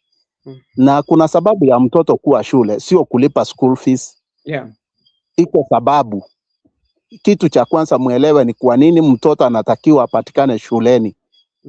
Sio school fees, sio uniform. Mtoto yeyote Mkenya awe ako kwa mazingira ambayo anahitajika kwa sababu moja ama nyingine. Haya mengine yote mimi unajua ndio nilisema kwanza nataka niseme kwa ufupi mambo ambayo pia Makobura umeongelea juu ya Wakenya wakiwa Middle East kwa sababu walikosa kitu ya kufanya hapa. Ni ukweli vile unasema, na sio Wakenya peke yao wako Middle East. Mimi nimewahi fanya kazi huko wakati mmoja. Mimi sifanyi kazi katika serikali. Nataka nikuelezee viwango za watu ambao wanapatikana huko. Huko kuna wa Marekani, kuna Wahindi, kuna wa Nepali, wa Sri Lanka au wa Nigeria, wa Ghana All nationalities wanapatikana pale kwa sababu ya kujitafutia. So wakati unaongelea kuwa Wakenya eti walikosa kazi kwa sababu serikali haina kazi sijui nini, nashangaa sana. Au nationalities wote wengine wenye wanafanya kazi huko ni Wakenya pia. Unajua, jambo la kwanza tujipende kama Wakenya. Kitu cha kwanza tuwe Wakenya, tuwe wazalendo, tupende nchi yetu. Sio kila kitu ni criticize government, mara haijafanya. Saizi government imeset up an infrastructure fund ya kuestablish nchi yetu na watu wapate kazi ambazo wanaweza enda kutafuta huko nje.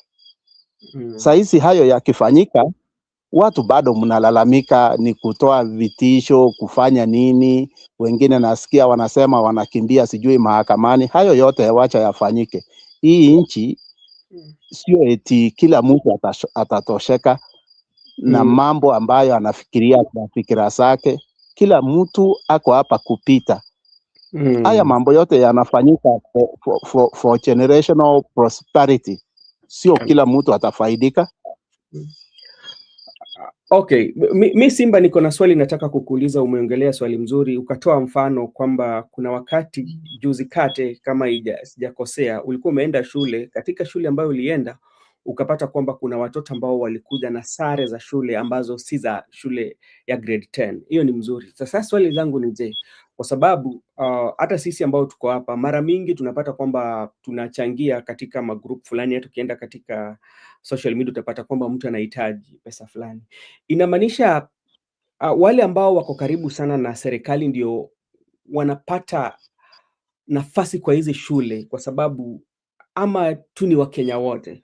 Na kama ni kweli Wakenya wote wanapata, mbona mzazi mgani anaweza lalamika kama serikali wamesema kwamba inafaa watoto waende shule na rais ametoa kauli, na bado unapata mzazi ambaye anataka mtoto wake asome, mbona mzazi analalamika?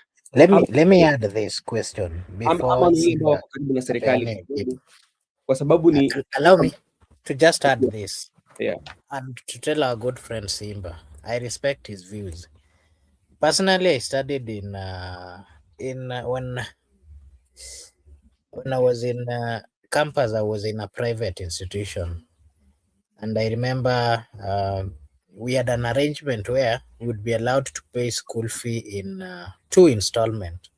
And remember, that's a private university, and that arrangement would be accepted by the school, which is a private institution. I can mention even the name over here.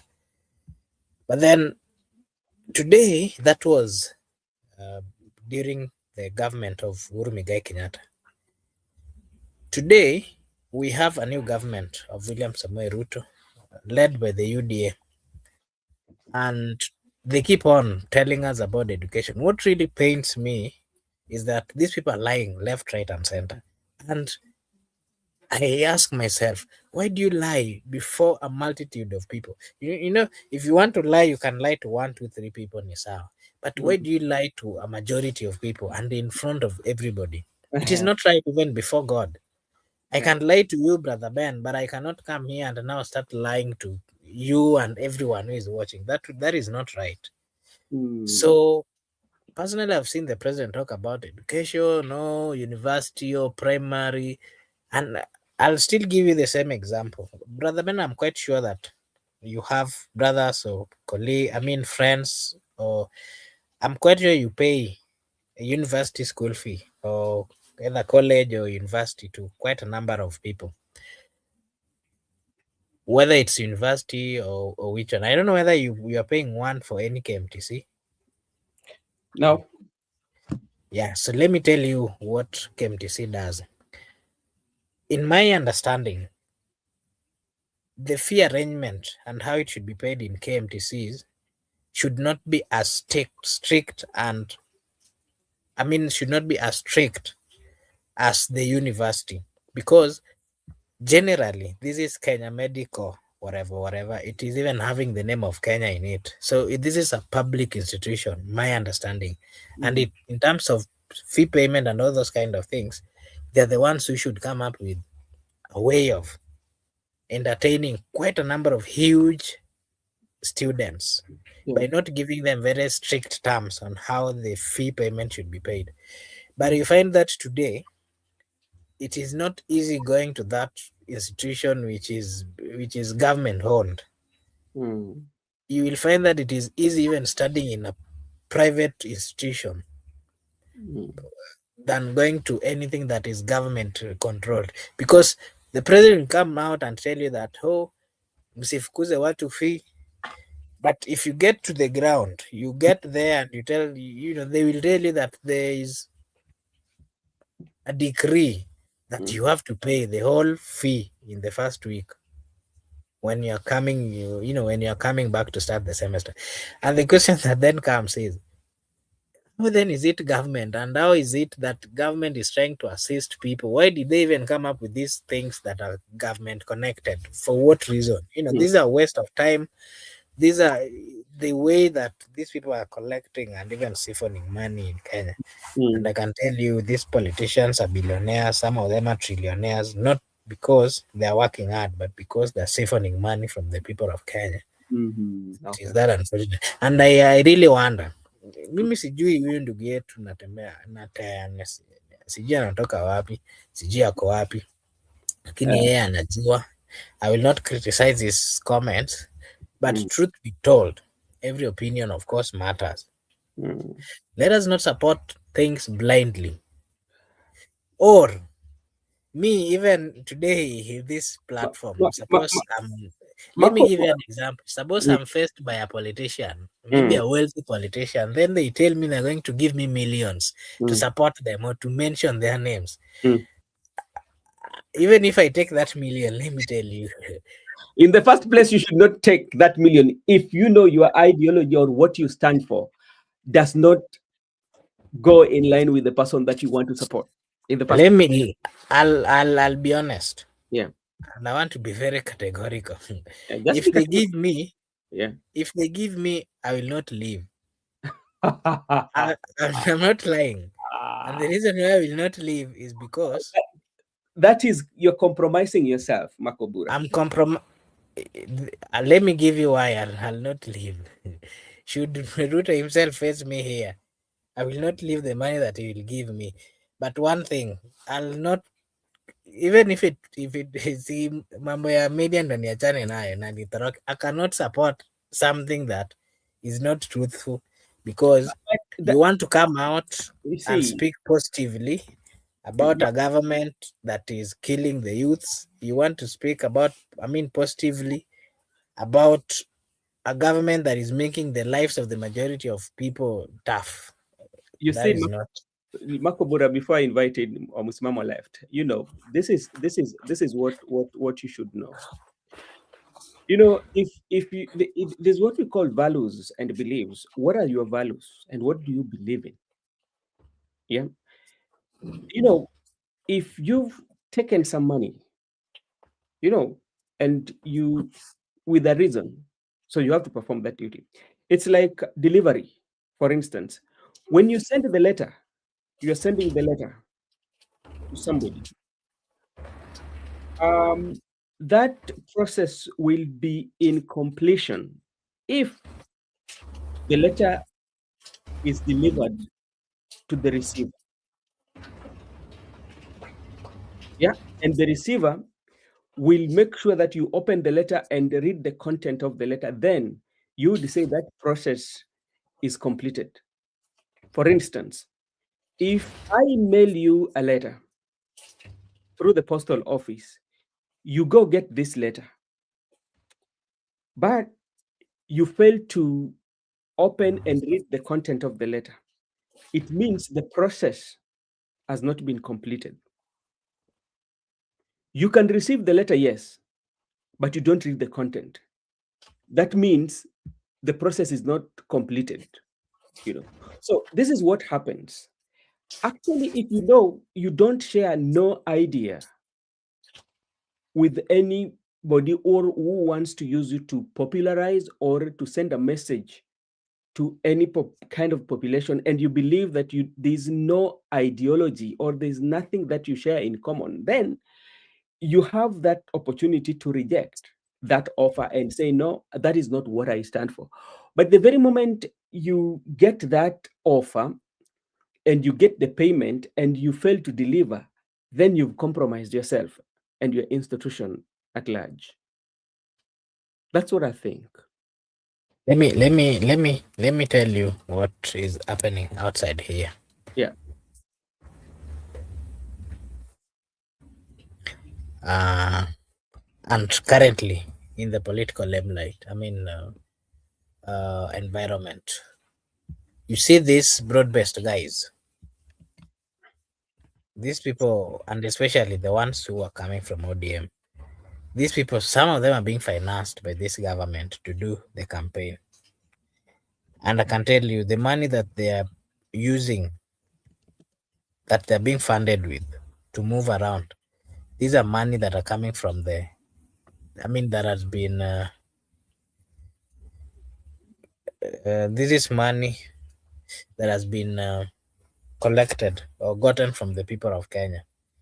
And so the question we are asking is, the people of Kenya are paying taxes. The people of Kenya are waking up very early every day to work, and they're being taxed. Instead of their taxes being used to give back or to make their lives easy, it is not happening that way.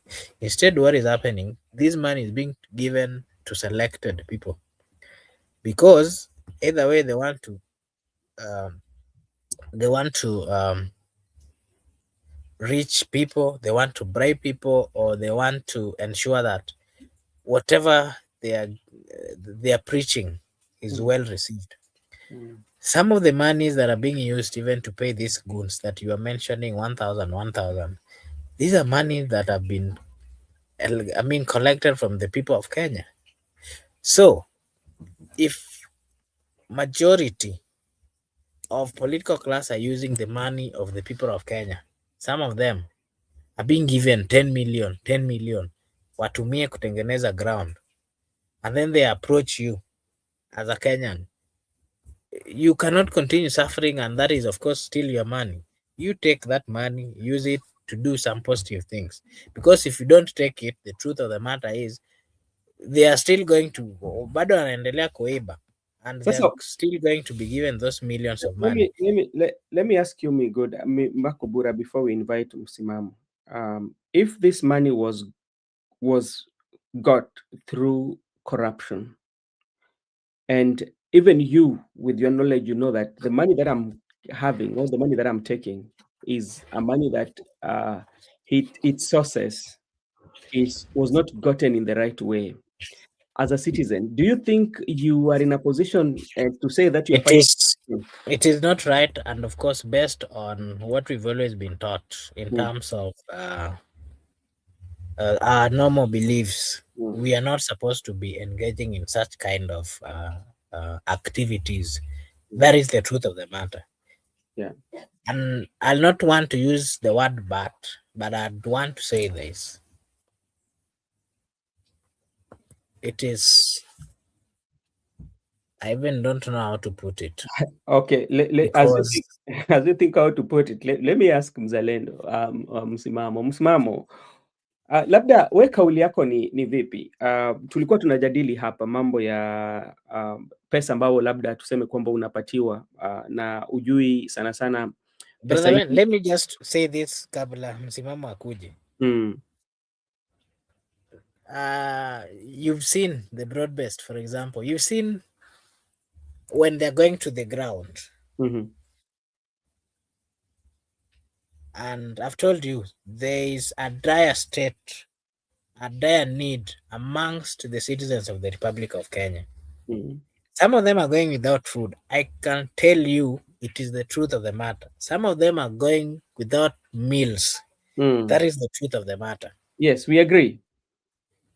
And let me say me here, they have given me 1 million. I cannot fail to give it to those people who are in dire need, because at long last the lives of the people matters first. So as much as it is not right to pick this kind of monies, it is true, it is not right, but the environment itself is not safe. You like And how are you going to go about that? Maybe if you can give us your take as well. Makubura, you know what is happening when you allow that, what you're saying, that people are in dire need of this, and who has created that dire need is the leadership that we have, because the leadership should always come up with modalities, or can come up with laws to make sure that every citizen has a way in which they don't suffer. For instance, how can we make the cost of living lower, or bring it down, the cost of living? How can you do that? One of the ways that you can do that is maybe to offer incentives, especially to the producers. When it reaches a point whereby, as a country, for instance, the major production of the country, there's something like we import majority of the food, so which means our production is very less. So that's where the problem is. But if we say we keep on taking and say that because people are in dire need, so which means we are encouraging and they take advantage of that. What if what we say, because these rumors are coming from the ground, that for you to attend this rally, at some point you get even like 1,000, and you get mobilization, the buses will be hired, you have to ferry in the bus. What if it reaches a point whereby the people say that, okay, we don't need this, but we want lasting solution? Do you think the members of parliament, or those who are doing that, will start to engage in such? Because the provision has been founded, they know very well that there is that people do not have.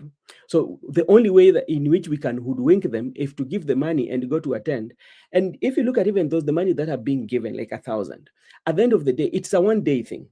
The following day, you do not have that money. So which means there's no lasting solution for that. That is just for a short-lived, So, and if we encourage to do that the way it is being done, that's why you see all this chaos and everything that is happening. And that's why you see that sometimes leaders do not bring legislation that can enable environment that job can be created. How can we create jobs, especially when there's an investor? When an investor comes, there's some of the roadblocks, bureaucracy. Those are some of the things that you need to stop. Whereby a plant want to be put in a place, a politician will say, before you put that plant, I want like a 10 billion for me to allow you to put that. So you see all those corruption and those are the things that should be worked on. But if we encourage that, then I tell you, Makobura, people will always be in dire need, because the solution is not provided. They only provide management solutions. They manage you with those small money. So if you know that this is going to compromise your values and virtues, then you rather die hungry and fight for it and be like somebody who amplify. You stand and tell people it's not the right thing to do. That's what I think. Wewe mzalendo, labda unaweza sema nini?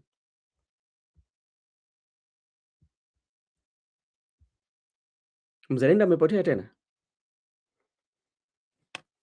Naam kaka. Yeah.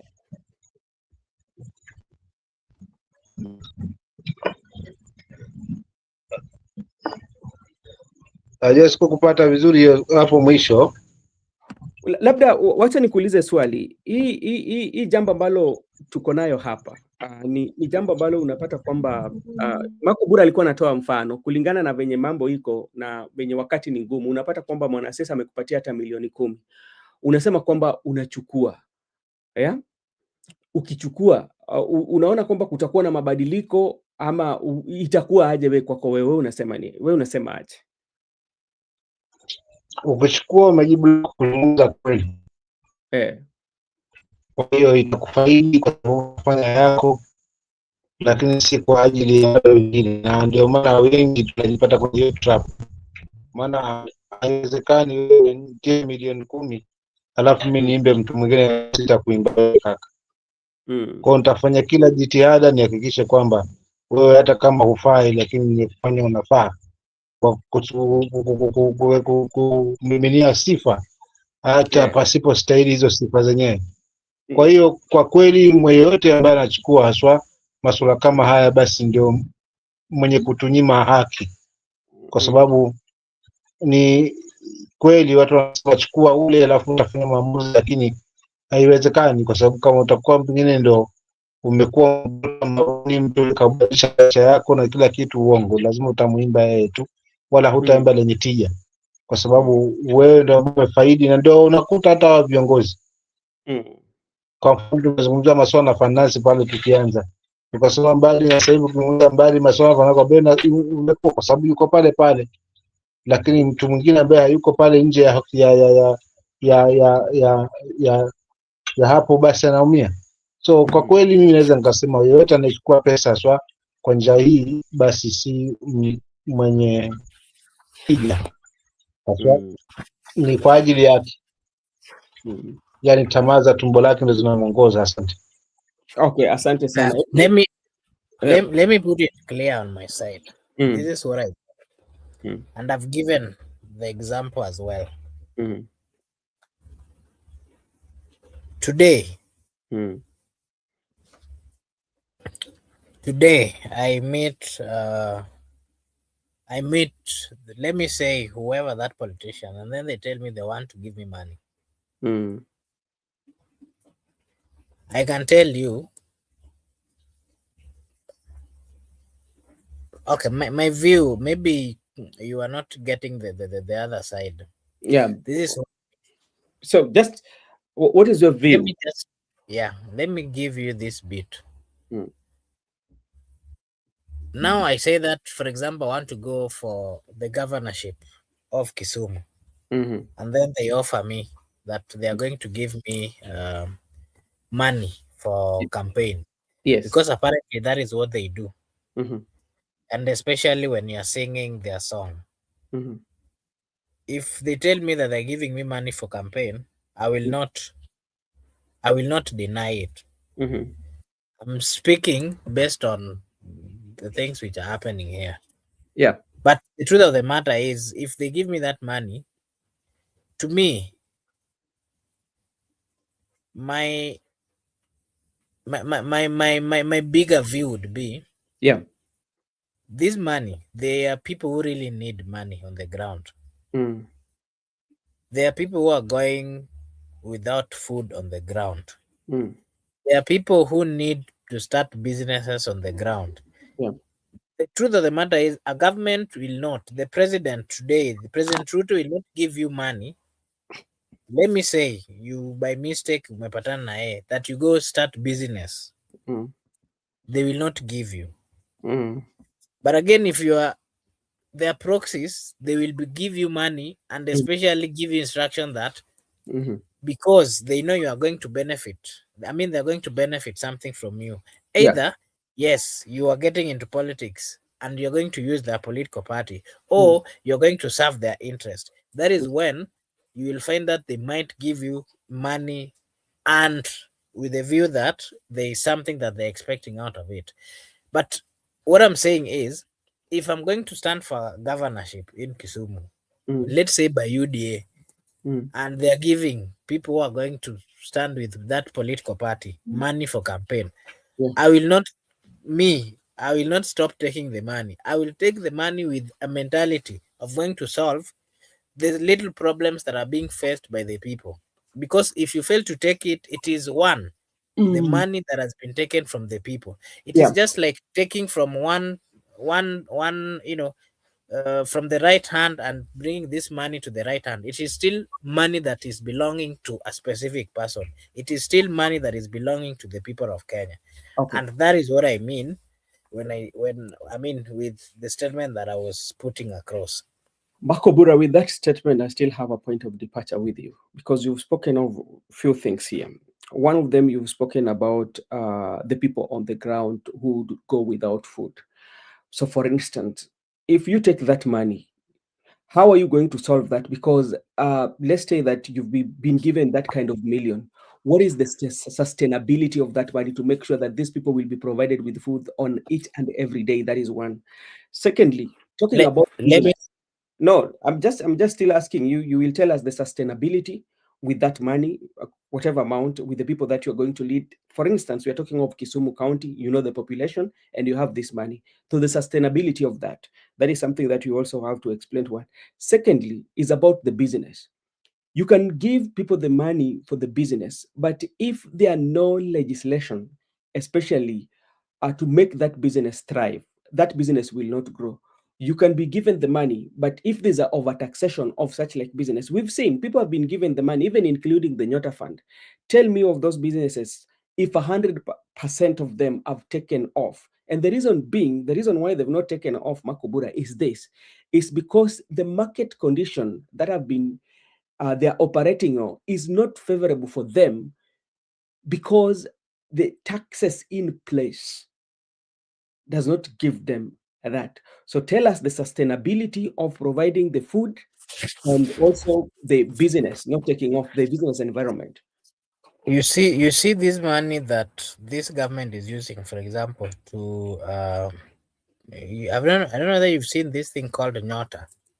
Yes. This is also a smart way of siphoning money from from the people, money that belongs to the people of Kenya.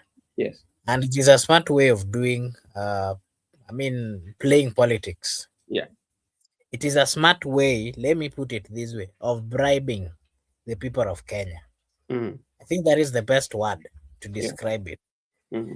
And it's a narrative that has been brought up by the president, and it is being directed to the youth because he knows the vulnerability. He knows the state of the Kenyan youth. He knows the difficulties and the challenges that are being faced by the people of Kenya. And the president thinks that by coming out to give them 20,000 is going to change their view. It's going to change their political stand. But I can tell you, 20,000 in the world that we are in today cannot start a business, cannot sustain you. That is the truth of the matter. Yeah. And I'm coming to the question that you've asked. But the question again that I might ask you on this, because the truth of the matter is this is a bribing scheme that has been brought by the government himself. Yeah. And they're doing so as a way of entertaining young people to change their mind on their political stand. So Marco, my question to you is, it you all applies. You are running away from what we were discussing. I'm getting that. I'm just giving you an example. You've asked me if he gives me money. Let me tell you an example. If Ruto gives you money today through Nyota Fund, it is a political way of trying to change your thinking and political stand. If he meets me today, for example, somewhere, and he gives me maybe that 20,000, it is the same thing. The only difference over here is the way it has been given. But all of it is coming from one point. The agenda is one thing. So what I'm saying is, there's all of it, to me, it is not right, because there are all ways of bribing. Yeah. But would you stop giving if he comes through Nyota, for example, and is giving somebody who is vulnerable that 20,000? How are they going to survive if they don't take it? And of course, this is money that is coming from the people of Kenya. And something else, let me tell you, if you fail to take that money through the Nyota, for example, it is not going to stop him from bribing other people. It is not right to continue bribing the people, yes. But a Kenyan who has no food today, a Kenyan who has no way of paying fee today, a Kenyan who cannot afford their basic need today, truth be told, and with the environment and the circumstances that are there, is he going to stop taking that 20,000 from the Nyota Fund? He's not going to stop taking that. But now, you know, there's something here that we have to talk about, because you are giving an an example of in a situation whereby you are running for Kisumu governor and you've been given this money. And at that point, you say that this money, you can take it and give it to the people to buy food. So that is where we are basing our conversation and say that what is the sustainability of the money that you've been given? Because like you will give them the money for food today. What about tomorrow? That is one. Look at even like you said that those who wants to do the business, and you've given an example with the Nyota Fund. Getting Nyota Fund is a good idea if it was done in the best way. But what you have to look at the sustainability. What is the sustainability of them starting those businesses, and who are you giving this money? Because, for instance, let's say that we want to give you Nyota Fund. You want to start business. What kind of business are you going to start? What kind of business are you going to start? Because, for instance, one thing with the business, it's not usually issue of starting the business. There are people who have started with the business with a lot of money. Yes, those businesses have ended up collapsing and not doing well. For instance, I want to give you a typical example. When I was doing, I was doing a feasibility study back then in Kisumu, and there are quite some of the buildings that we listed out that these businesses. You look at how the customers, the good businesses would come and set their premises there, but you find a period of 6 months, they are not the customers or the people who have rented those shops, they end up moving out. And now you start to look at what could be the possibility. Why is that this business is good and is located in a very prime area where accessibility is quite much high? But what happens is that the people within a period of 6 months, you find yourself crossing down on that shop and moving to another area. And there's few things that came, we pointed out. One was about the renting space, the money that was being charged per square feet. You find that the rent itself was quite much higher, that somebody you can pay that rent.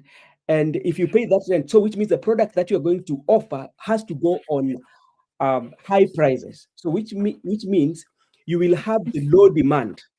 And when you have low demand, so which means the people will not be buying. Yeah. So you cannot sustain that. So you look at what we call the payback period for your business within a period of 6 months. It is impossible.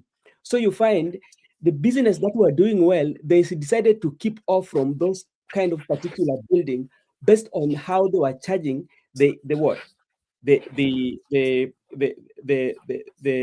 rental spaces, and the people who are renting adjacent buildings to that buildings, some of the business were thriving.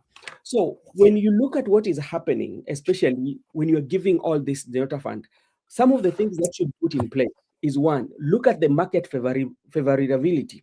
What is the favorable market? How is market responding? And what are you going to do in that? You look at that market and you see that what is missing in the market that I can bring.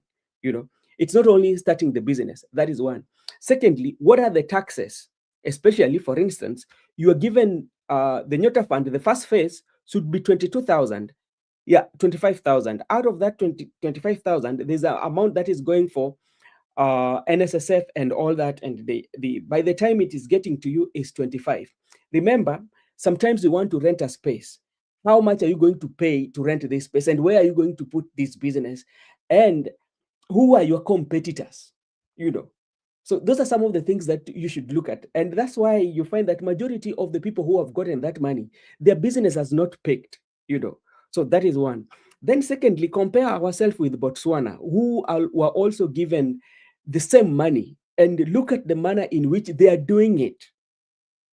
It is not the way the president is doing it. When you look at how the Botswanans are doing it, it's quite much different. So I think, Brother Ben, let me say this. Yeah.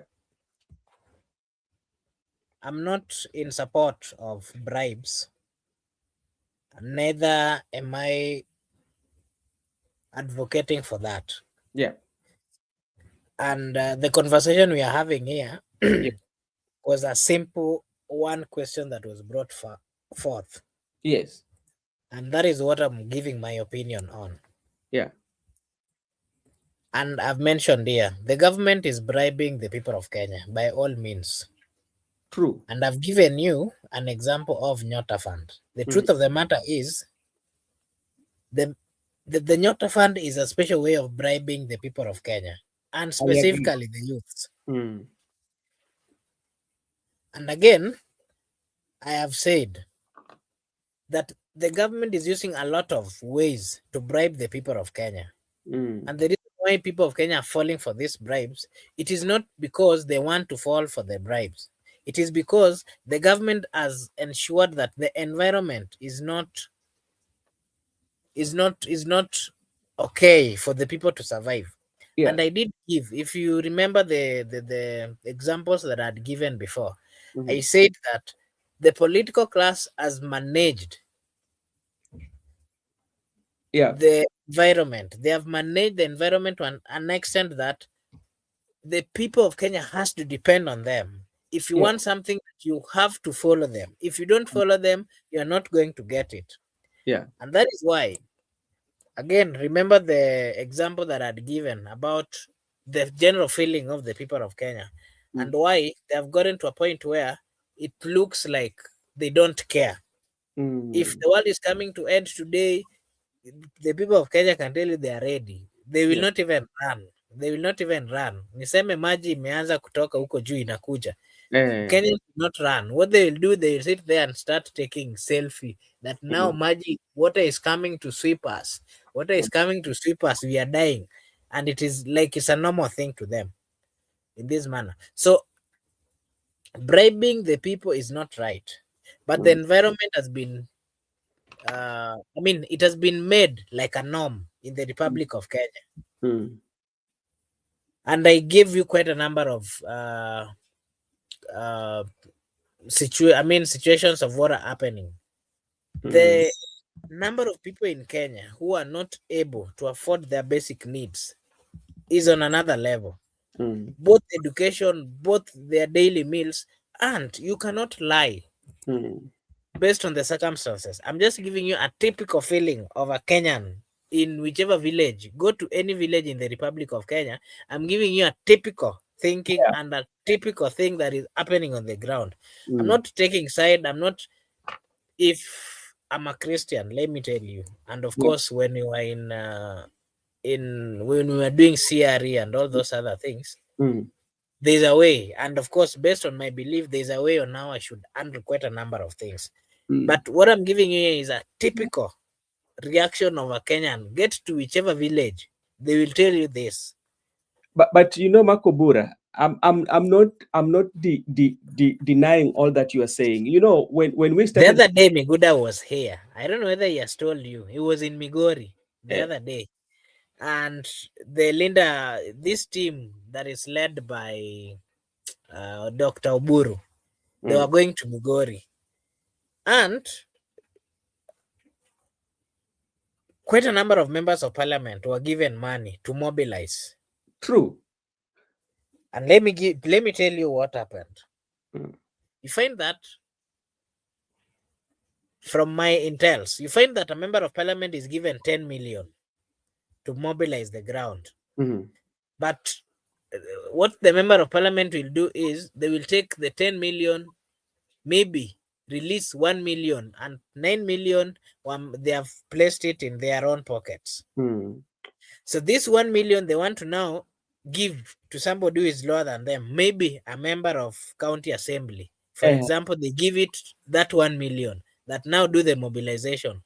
What the member of county assembly will do is he will take 900,000 in his pocket and then now use 100. So this 100 is also going to give somebody who is next to him 100,000. The person will take 90,000 and now use 10 million on the ground. But at the end of the day, you will find that out of 10 million that was given, that they were given to bribe the people, only 10,000 has gotten to the ground. But remember, that ground has 10,000 people. So you will realize that they will get either 10 bob, 10 bob, 10 bob. And the question that then comes is, how are these people going to deny accepting this 10 bob? I'm telling you, people queued. Ask me, good, I will tell you. Even late at night, they were being given 50 shillings. And the reason why they're coming out late at night to queue to be given 50 shillings, it is not that because they want, and Meguda is here, we'll tell you. Thank you so much, Meguda, for coming. Okay, Makobura. The reason why, let me just finish. The reason why people will queue to be given that 50 shillings late at night is it is not that it is not that like they have no alternative. It is yani maisha yao imesimama hapo. Hey, you know, maybe you guys should get to the ground and get to understand what is happening. Makobura, you know where we are having a point of departure with you. Everything that you are saying is right, and it is something that is happening. But you know, you painted for us a scenario that we wanted you to actually tell us on how you can solve that. You know, the scenario, I was following up on the scenario that you painted, and the issue is compromising your morals. That is what we are talking about, especially like when you say that when you're given that money, if you are running for a governor, you can get this money and give people to start business and feed those who are going angry. And that's why I ask you about the sustainability of that money you are going to feed people. I told you about giving these people the businesses, yet it cannot sustain. The truth of the matter is it cannot sustain. Okay, now you've answered that question. So it cannot sustain. So which means you should not compromise your moral, knowing very well that what you are taking is not going to solve the issues that people are facing. That is where I was driving at. Whatever you're saying is right, and that is how it should be. I'm not disputing even a single thing. Yeah. But also should not be used when we're having this conversation. But let me say this. The ground, the situation, the suffering of, allow me to just finish. I'd said, remember in my first remarks, I'd said that I do not, by all means, advocate for bribe and all those kind of things. You know, let me give you an example. Let me give you a good example. If you are a Christian or if you've read the Bible,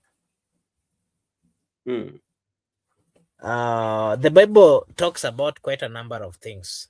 Yes. Including issues to do with lies are not entertained within the Bible. True. But let me give you remember Abraham. Abraham was a husband to Sarah. And remember when they were crossing, when they were in Egypt. And then when they got to Egypt, it was Pharaoh, if I'm not wrong. Yeah. It was Pharaoh who wanted, who looked at Sarah and felt that Sarah was a good woman. And he asked whether she had somebody. And remember, Abraham lied that he's not the husband. Do you remember that? I do. And it is in the Bible. You know, let me just put it this way. Yeah. And again, that is what the Bible says. Okay. The same Bible does not in any way advocate for lies and all those kind of things. So remember, we are children of God. Yeah. At times we can, I'm not justifying anything again using Bible. I'm just giving you examples, and don't misquote my words. We're not misquoting your words. At times the environment might be hostile. And you can use a tactic to survive. When you use that tactic, it wouldn't mean that that tactic that you've used reflects who you are. You get, I don't know whether that is coming out. I don't know whether I'm using the right terms to the tactic that you're using, that should reflect who you are, because you're the person who are using it. There's no in which you've not gotten the example of what I told you. Yeah. It is not right to lie, right? The Bible says that. But again, Abraham got himself at a point where he had to use a tactic to survive. If he would have said that he is the husband to Sarah, then things are not going to be positive or good for him. So which so means, you had to say that he is not the husband. so which He means, did so. uh, He did so to survive. So He didn't do that like Makobura, you know, let me tell you something. Come here and No, maybe Makobura, you know what getting is what I'm happening? saying. The more you explain yourself, the more you're complicating for yourself. You're making matters for yourself. Now, let me just weigh in some issues here, because what we are talking about is about the moral decay that we are seeing that has been created by the leadership. You know, and what has necessitated that is that the leaders have realized one thing, that the majority of Kenyans do not have employment and they need their support. And what do? They do not provide those solutions. And what solution do they come with? They come with the solution to give this, the majority of Kenyans, and hiring these boys for short-term lived, because they do not have jobs. They're being hired, ferried to go to this. So that is something that we have to agree. So as somebody who knows what moral is as a leader, one of the things that you should not do, especially if you give your context of what you explained earlier, which I'm still referring to, if you're given money, especially that, oh, this is money we are giving you to propagate or to say something that relates to us, which is against your moral, the best option that is left for you is not to get it, because if you do, by the time you do it, whether you get it and provide those feeding program and give those business, you are conflicted already, because you've gone against your morals. I think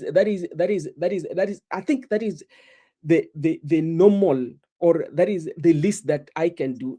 If, for instance, there are things that I stand for, yeah, and I cannot compromise them for any sake, because if I compromise them, then it means that is who am I, because as the man thinketh, that's who the man is. What the mind thinks, that is who you are. You cannot use any tactic. For instance, I can use a tactic to say that I'm Makobura. No, any tactic that I'm going to use, that is me. It doesn't transfer that tactic to anybody. Anything that I use, that explains me. If I go to the community, my community, and I do something that is not right to the community will say, this is not how I was raised. This is him, So everything that you do, especially, that should be you. So I think like the baseline is this. If there's something that is going to compromise what you stand for, then the best idea is to say no. For instance, I would give you a typical example. I think you've seen Maraga. There was a time Maraga swore by the Bible, if there's any bribe that he has taken, because he said that is not him, and he swore by the Bible. So even if the circumstances warrants that, as a leader, you should not aid those or aid that political slavery, but find a way of how can me as a leader, come up with solutions that are going to make sure that the employment that we are going to have for the youth are long lasting, to the business that they are going to get into, Brother Ben, a good business. Everything that you've said is right, it is perfect, and it is the truth of the matter. And I don't dispute. It is how life should be. But what I'm saying is,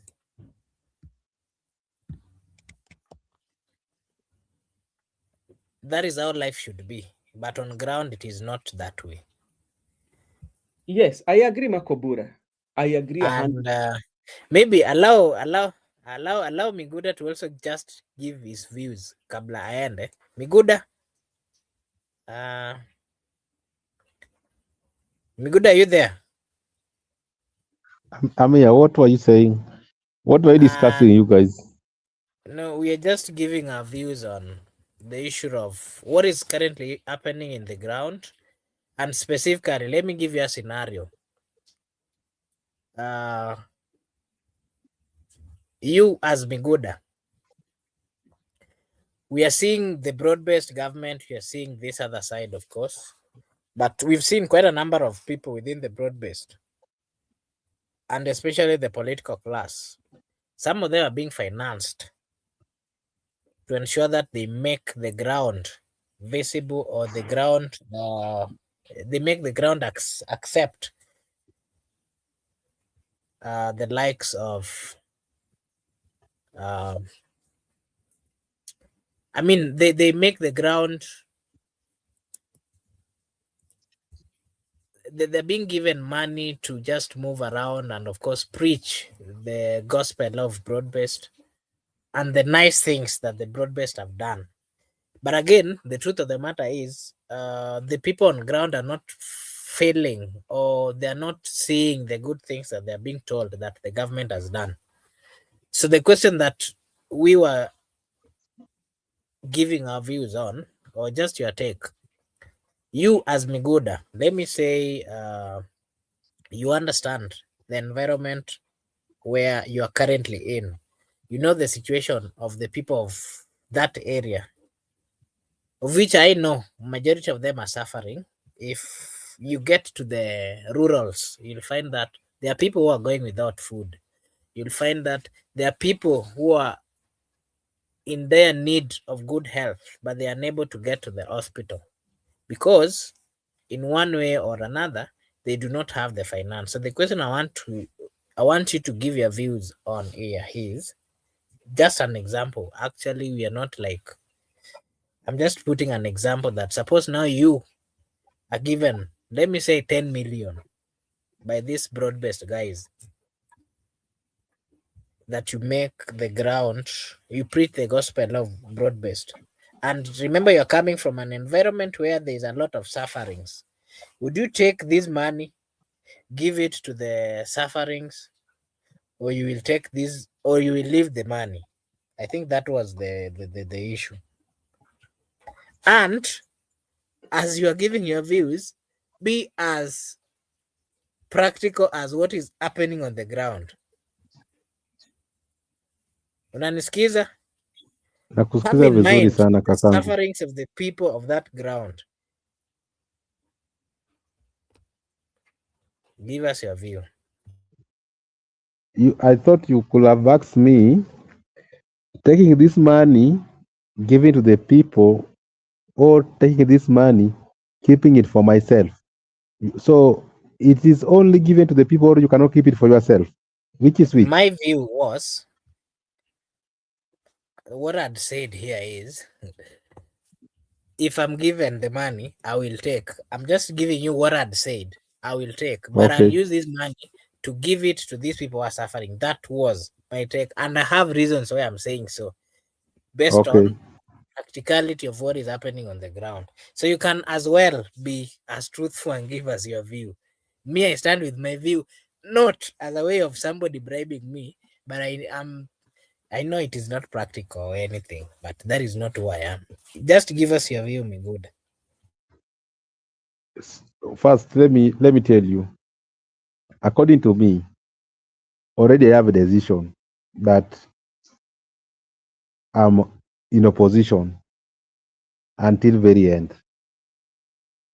So the money come from the UDA to me in opposition, 10 mics to give to the people suffering so that they can sing 1-2 term. You know, like I've told you, politics is about interest. Maybe I can take the money, maybe, but this money does not serve my interest.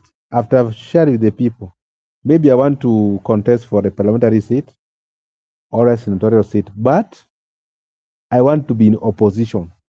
I've started the issue of interest. Taking that money will not help you, will not help me. To me, if you give me 10 million today to give the people so that the people can sing to your tune, I won't take. That is me. Me, I'm also honest the way you are honest. You can take. Me, I cannot take. I don't believe that 10 million can transform my life or can transform the life of the people, because you cannot transform the life of the people with one day. Personally, me, I know myself. Mabula, the way you know yourself. Me, I cannot take 10 million. Miguda. I'm practical. What? Yeah, you're practical. Nobody's disputing that. But okay, let me not talk much. But thank you for as well giving us your view. That is nice. But I think you've not gotten or maybe ni mimi then I'm having a different view on certain things. Of course, our views can't be the same. You have to have different views. There is how I'm viewing it. Let me try to break it down. To me, like so 10 million to me, you give me 10 million to give to the people. So I'm the person. First, me personally, I'm not in that life of. I mean, I don't like dishing out money. That I'm even at. So I'm Mweshemiwa. I'm giving people money so people can see me. You know, me, I'm not in that world. Me, I'm not in that world whereby. Not that people who just like I giving think people you people money. are not getting the perspective in which I'm trying to bring this. I'm not justifying anything. But kwanza Miguda, you know what I'm speaking about. Miguda, you are a Kenyan today. What are you speaking about, bro? Let me break it down. You are a Kenyan today, right? Possibly Yes. you've been in Nairobi. And you've gone to school, Vizuri. You've been looking either a job here and there, and things are not working out. But again, you are in a situation where you've been in the Republic, of course. You've seen quite a number of challenges that the people of Kenya are facing. And I can give you an example. Some of them have gone to universities, gotten their degrees. Some of them gone to an extent of getting their masters, but they still do not have the employment. So you find that majority of them are getting too low to even being given 1,000 shillings, and then now they transform themselves as being hired by the political class as a way of just managing or accepting the 1,000 that they're being given to act as goons, not because they want to act like goons. But remember, let's say they are living within Nairobi, you have to pay that rent, you have to pay to cater for that. Those are some of the reasons why you find young people are getting into this kind of activities. They're not getting into these activities because they want, or that is the only option. They're not getting into these activities because they have bad behaviors. They're not getting into these activities because they want to, but they are being forced based on the circumstances, based on the environment. They have no other way, and so they are choosing the negative things, not because they want. You get my point, Miguda? Very clearly, very clearly. And that is why you even seeing, you've heard, you've interacted, and what we're doing here is, I'm quite sure you've been within Nairobi. Have you ever been in Nairobi for like a whole 1 month, 2 months, and you have to pay the bills and you have no job? Just to be as practical as you can be, what kind of activity, what kind of things have been coming into your mind? What kind of influence have you gotten yourself into? So, Makobura, are you done? Proceed. Okay. Makubura, we have been with you in Nairobi. So if I'm speaking here, you know what I'm speaking. And I don't know why you are contradicting my subvision. Because I've been to that life. Like I've told me, I've lived both lives. I've lived better life. I've lived that life to the very best. And I've also lived that pathetic life. The lowest I haven't gone is in the slums. But let me tell you, even you, we are with you in that corner you are saying. And also, because you have said there are some activities people are doing, but you know very well, not that I'm lying. Up to that life we have been with you, because you are here, you are my witness. We have not engaged in those activities. We haven't engaged. Now let me speak for ourselves. We haven't engaged in those activities. No one has ever engaged. Even life has been so hard. Life has been so hard. We have been living not even hand to mouth. We have been living without anything. But we haven't engaged in those activities. Number two, we haven't engaged into even drugs, even alcohol. I can say we are drugs. Those even you understand the ones which we are smoking. We haven't engaged, and we have been living in that environment, and we haven't engaged in those activities. We are saying the young people are engaged, and you know very well we haven't even gone to line up for handouts, and we have had nothing at all in our pockets. So that's why I was telling you from you know what I'm saying. Even right now, I can say not that life is so perfect to me, but I even have opportunities to do so. But I'm very much contented. Me, let me just be truthful to you. Maybe someone can take it because me I haven't take it, and from the view, well, let me tell you, me I'm very much contented with the life I'm living because the question was asked to me. But you also, we have been with you in those hardships times together, and even going without food, not once, not twice, many times. And also, you have seen opportunities, even like activities like you can break someone's door, or you can engage in illegal activities. But we haven't. So let me tell you one thing: there are things that are inborn. There are things we can do. There are things we cannot do. There are things that we can engage. There are things we cannot engage to. Like to me, I like have to. Life has not been easy. Sometimes life has been easy. Life has been sweet. Sometimes life has been sour. Life has not been. But I think the constant thing is we haven't engaged into those activities. The young people are engaging. Let me tell you. Even you talked about living in the rural. You know, in rural, you can have 3 meals a day. In rural, there's no electricity you are managing. So to me, in rural, the people whom I can say are suffering, in my view, more so in the Kenyan context, because for the Kenyan context, according to me, are the people living in the slums. Those people are really getting it hard. Like the people living in Ushago are not getting it hard because at Ushago there's no rent you are paying. At Ushago there's no water you are purchasing. At Ushago there's no tokens. Nowadays they have brought solar panda and also the other things they are doing. So to me, Did you see that baby who was picked in Meru? The one who was being caged like a dog, and whenever they opened for him, he would run looking for food like a dog. I don't know whether you saw that. The guy or the young boy who was saved by the Sisi kwa Sisi team that is led by, what is his name? I'm forgetting.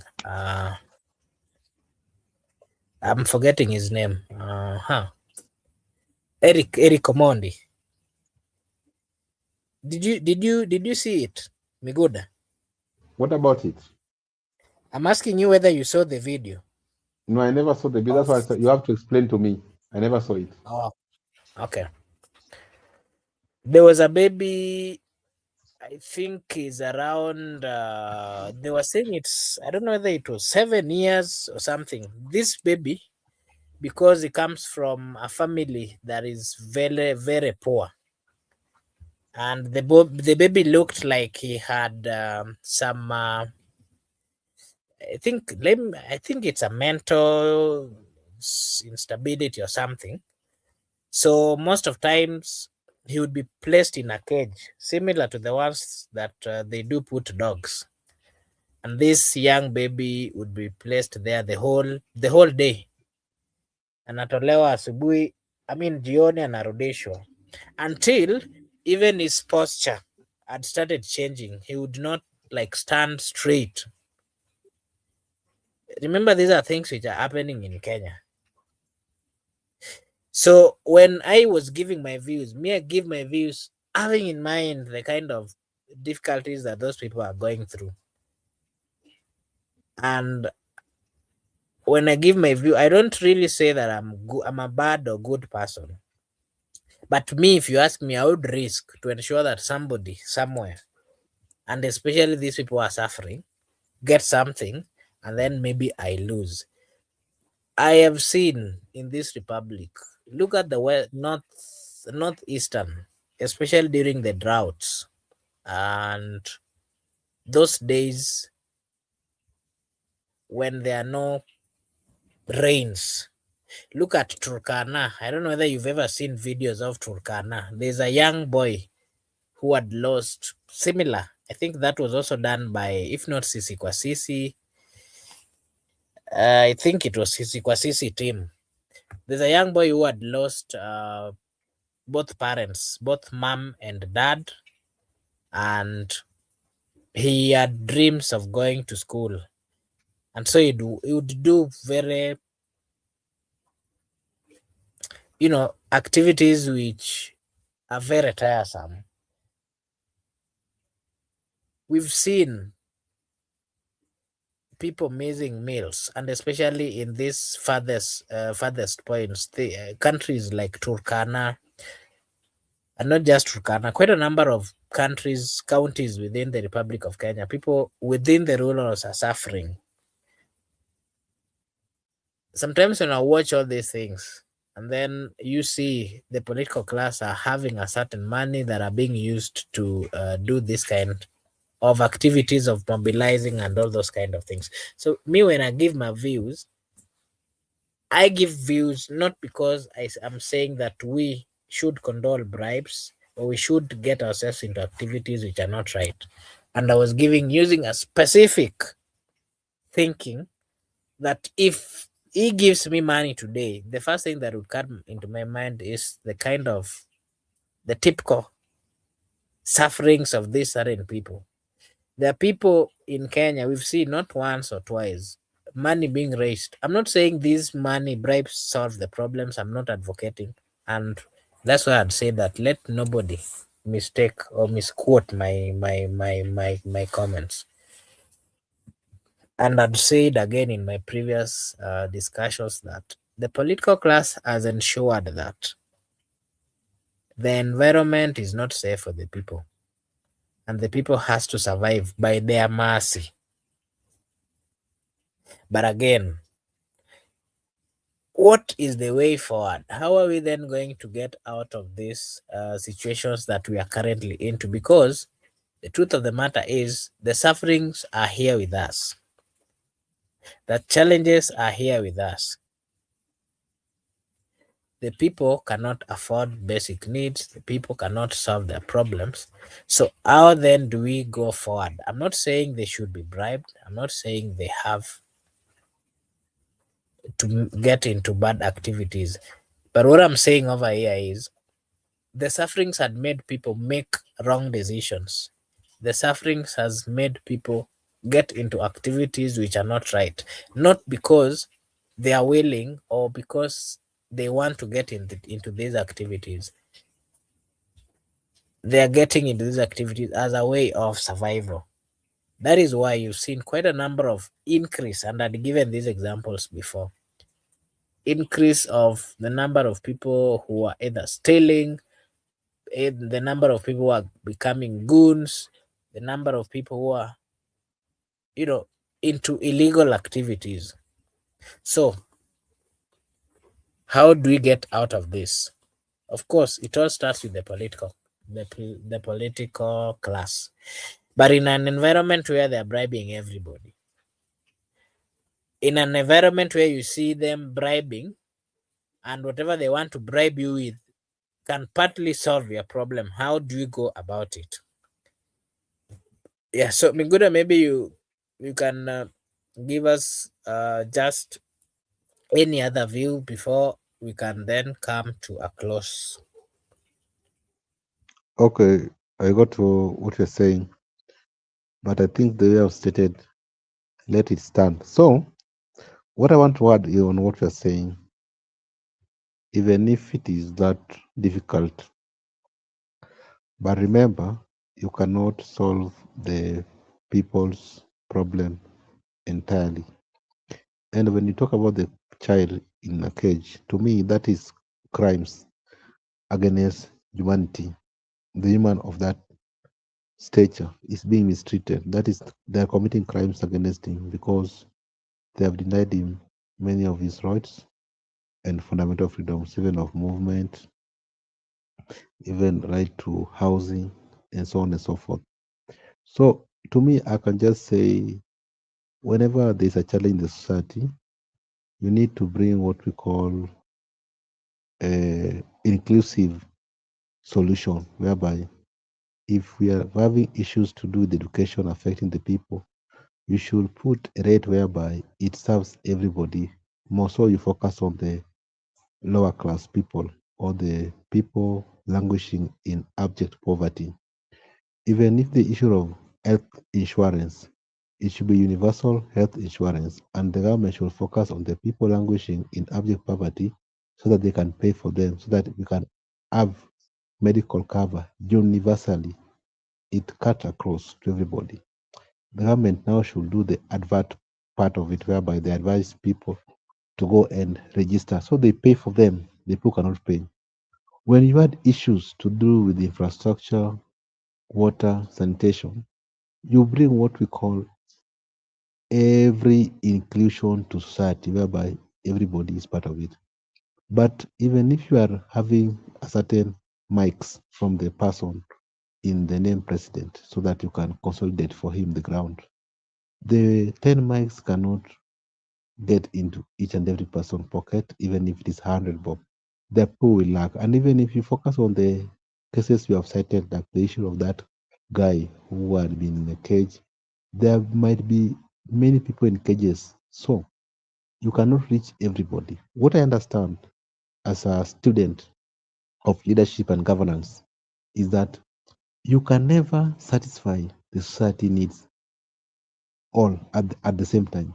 So what you need to do, you need to bring what we call, you bring inclusion and try to put a program that can run so that you focus on the people languishing poverty, the people cannot afford, because in fact there are people who can afford private schools, for instance, the people can afford academies, but there are those people who actually in the scale they are down. If you focus on them and bring a program that suits them, like Elimu Bora, I've been a champion for Elimu Bora.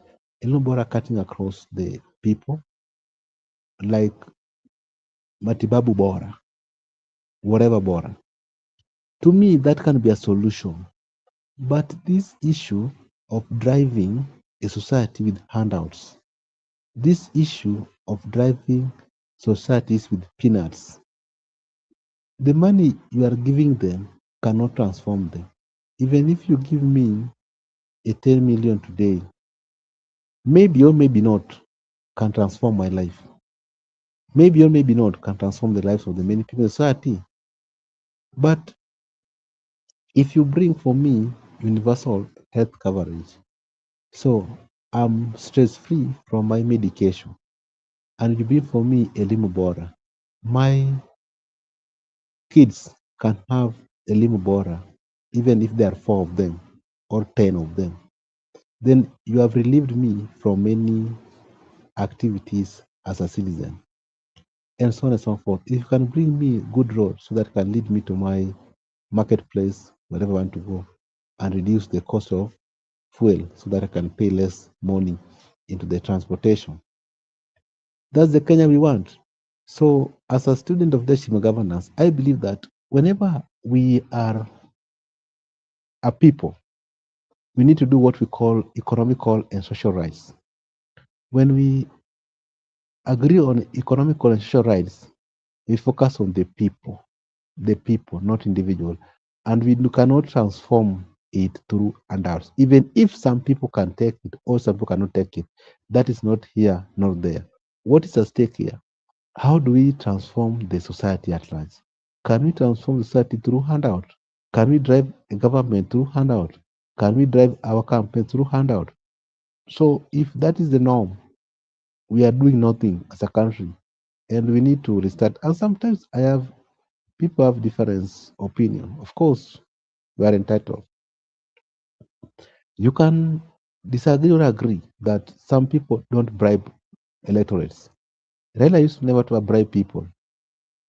Right now, I'm seeing Matiang'i not bribing people. Although we don't see from Wanyonji, but you never know.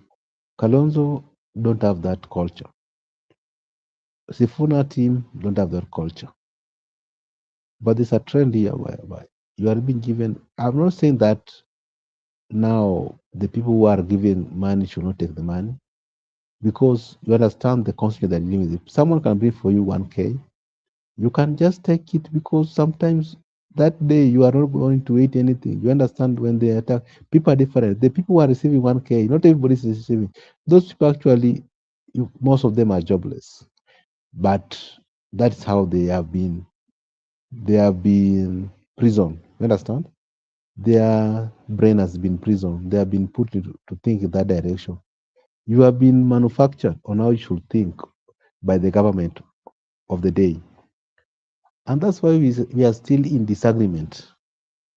And we are still in research that, personally, me, I disagree that you cannot manipulate people. You cannot drive a country by handout. You cannot drive a cause by prisoning the minds of the people, so that people view you as a supreme provider. Lastly, we must think differently as a people and as young people. People are now saying that it is God who gives leadership. Of course, it is God. But before God comes, the people walk into a polling station and elect a leader. And they will proceed and tell you that it is God who brought William Ruto. Now it is God who will make him a second-term president. Sometimes you don't need to drag gods into these issues. And that's a mentality. I mean, I've been telling people, I don't know how, that is mentality. This mental game, you are being told that you cannot be a one-term president, or you cannot defeat William Ruto. That is mental game. How? How did he defeat Raila and Uhuru if he cannot be defeated? And he has never lost anything since he was born. Those are just mentality. So this issue of mentality, that you should respect the elders. Of course, we respect the elders, but elders can be wrong. So even if they are wrong, we should just continue respecting them. The fact that you are an elder doesn't make you that you are too supernatural. You can make a mistake, and we are at liberty to disagree. So according to me, there are things that has been just established to micromanage you, and when you disagree, you are a threat to the status quo. That's why I'm insisting that we must break the status quo, no matter what. We must get overhaul of the system. It is very possible. So it's just mental. They are trying to drive you that it is not impossible. It cannot be. It cannot happen. It can happen.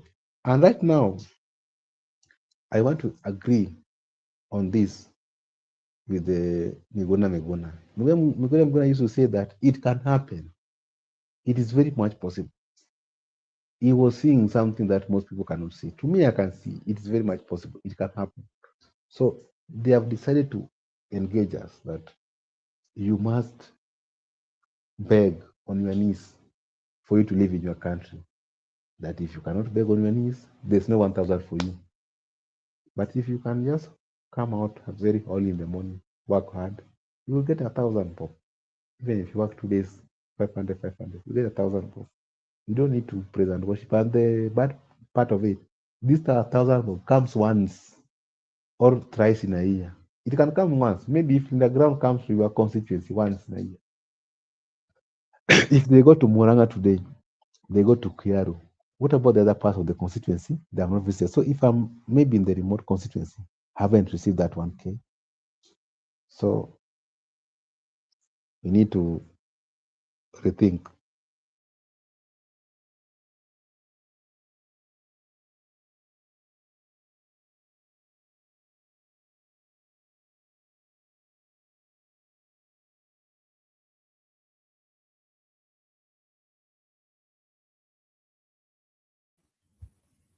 I didn't know that I was off. You didn't tell me. Sorry. Yeah, so thank you so much. Allow me to also put it on record that I'm not in or by any means advocating for bribes in whichever category, whether it is within the national government or party or anything. I do not, of course, advocate for anything to do with bribe. And in the discussion that we were having, it wasn't anything tied with bribe or anything. It was just part of the stories that we are giving as a way of getting to understand the views of the people. So let it not be in any way tied that we are supporting or anything that is connected with bribe. I think that should go, should be noted. Yeah, so I think apart from that, Miguda, just your view. I'd seen Dr. Buro Ginga, who was also, I think he had visited the current home of Joanna Ngeno. But this time around, I'm seeing him having quite a number of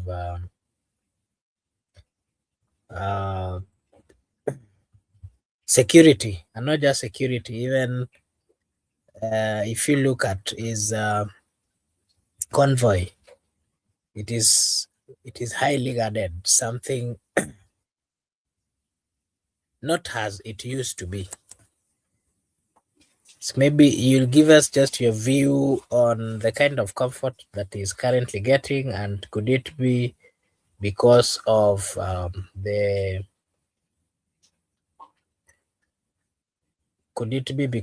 position that he's currently holding? You'll give us your view on that and possibly your final remarks before we can call it a day. Okay. When I met him last Sunday, I was also able to observe that, because for you to access where he's conducting his meetings, they must do for you screening. Me, I went there on Saturday night, so they screened me. They screened our vehicle, and the security was tight. You were put at a bay. You could not access. So on Sunday, to report to you, Makubura, because what you observe on Sunday, you know, the NIS boss, there's a NIS police officer, not NIS, DCI, who used to be, it's called Onyango, who used to be Raila's, one of the Raila's securities. DCI he was given by the government. He has shifted his allegiance to Oburu. So we saw him with that DCI guy with the vehicle for Raila, the one with the siren, the blue siren. So they have taken over. They are the security has been. So I'm not surprised with today what you saw, because already me I've met them on the ground. I met them with this DCI officer Onyango. I met them with security screening all over. So I think it's just a matter of what he's saying, power. That's power. So he's in power. You don't expect much. He is privileges. Is privilege, or is entitled to such privileges because he's in power. You understand, even Israel is not being disrupted by tear gas. But there's a problem with all those securities, screening, whatever. There's a problem. Oburu used to sit in the back office where Raila was alive. Raila was the main engine. Raila was the head. Oburu used to be mechanical team and used to sit in the back office. So he used to be consulted. When Raila died, in my opinion, we ought to have allowed Oburu to take over leadership the way he has taken right now. But he could just be there for transition to be effective.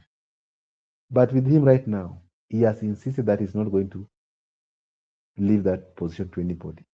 He ought to have just lead the transition, just like in the US elections. After we have elections, there's that transition act whereby if the new president is coming to an office, you have the office of the president-elect,